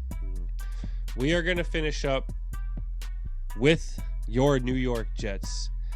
One of the saddest franchises. Wait, my New York Jets? Well, you just brought him up earlier. Okay. And you used to be an Aaron Rodgers fan. Who will he blame this week? Because you know he ain't taking no blame himself. So whose problem is it this time? Yo, remember when they destroyed the Patriots earlier in the season? I think after it was like week 3 or something. It was, and everyone started saying, "Yo, the Jets." And then he had some thing to the media. He said about like, next up, it's not just about winning, it's about domination. And then they've gone 0-5 since. And they just lost to the Patriots in a rematch where not only was it was like Drake May and fucking Jacoby Brissett. Drake May looked great. Yeah. Then he got hit in the head and he had to leave the game. The fact that Jacoby Brissett, who couldn't do jack shit all year, like finished that game out for them. But bro, the first time they played them, they smoked them. They had no Devontae Adams, no Hassan Reddick. Like, what the hell is going on over It's a there, coaching man? problem. They fired like, their Robert coach, Salah wasn't the guy to fire. Like, we're in game 3 or 4, whatever it was. I know. What's this this week's change? What's this week's big That's what I mean. change? There's nothing they can do. So it looks absolutely great on Aaron Rodgers. I love the pit of misery he finds himself in because he won't blame himself. He'll be on Pat McAfee's show talking like everything's cool. And you just lost to the Patriots. That's as bad as it gets. They're playing the Texans next week. Yeah, CJ Stroud does not look like himself, and Stephon Diggs going down with a non-contact injury. Nico Collins already out. Joe Mixon carrying that team, man. Yeah, big game. Tua is back. He didn't win, but some fantasy relevance is restored in Miami. Yeah, that was a big loss though, because I think they only had 2 wins on the season, right? So they lost by a point to a shitty Cardinals team. Yeah. Yeah, I don't know why he didn't want to wear that new cap that they have. Seems personal choice. Insane to me, but I'm hyped. I got some Waddle on a team, so at least it's fun to watch. That was just a very you got 3 of the most exciting offensive players on one team, and to just watch, like, they've had like between 10 and like 30 yards. Tyreek, I think they both have most 0 exciting players to watch on one team on offense. Who the hell? Waddle, Tyreek, and HN. Waddle's one of the most exciting players. That's okay. I just they mean have an a exciting, high-powered offense with some fantasy relevant guys. An exciting offense to watch when they have Tua. You want to talk about an exciting offense to watch? I think that America's team is not Dallas anymore, and you know exactly where it is. That team lies in Michigan, and they're the Detroit fucking Lions. Bro, just side note, the interview is already over 2 hours. It's the longest rundown of life right now. It's not even 15 minutes. We're wrapping it up with Sonic and Knuckles. Your boys, you own them both. Yeah. If you had to pick one, Sonic or Knuckles, Gibbs or Montgomery, who are you keeping? Gibbs. More explosive. Way more explosive, but Montgomery gets a touchdown in the first quarter every week, and it fucking pisses me off because I always start Gibbs. But sometimes I've started both, and it works out too. I probably should have done that this week. All right. That's going to wrap up this week's episode of The Bunt. Thank you all for tuning in. You know exactly where to find us next week. Hell yeah. Didn't even give your patented peace, man. Peace. Stick with this fucking hell yeah.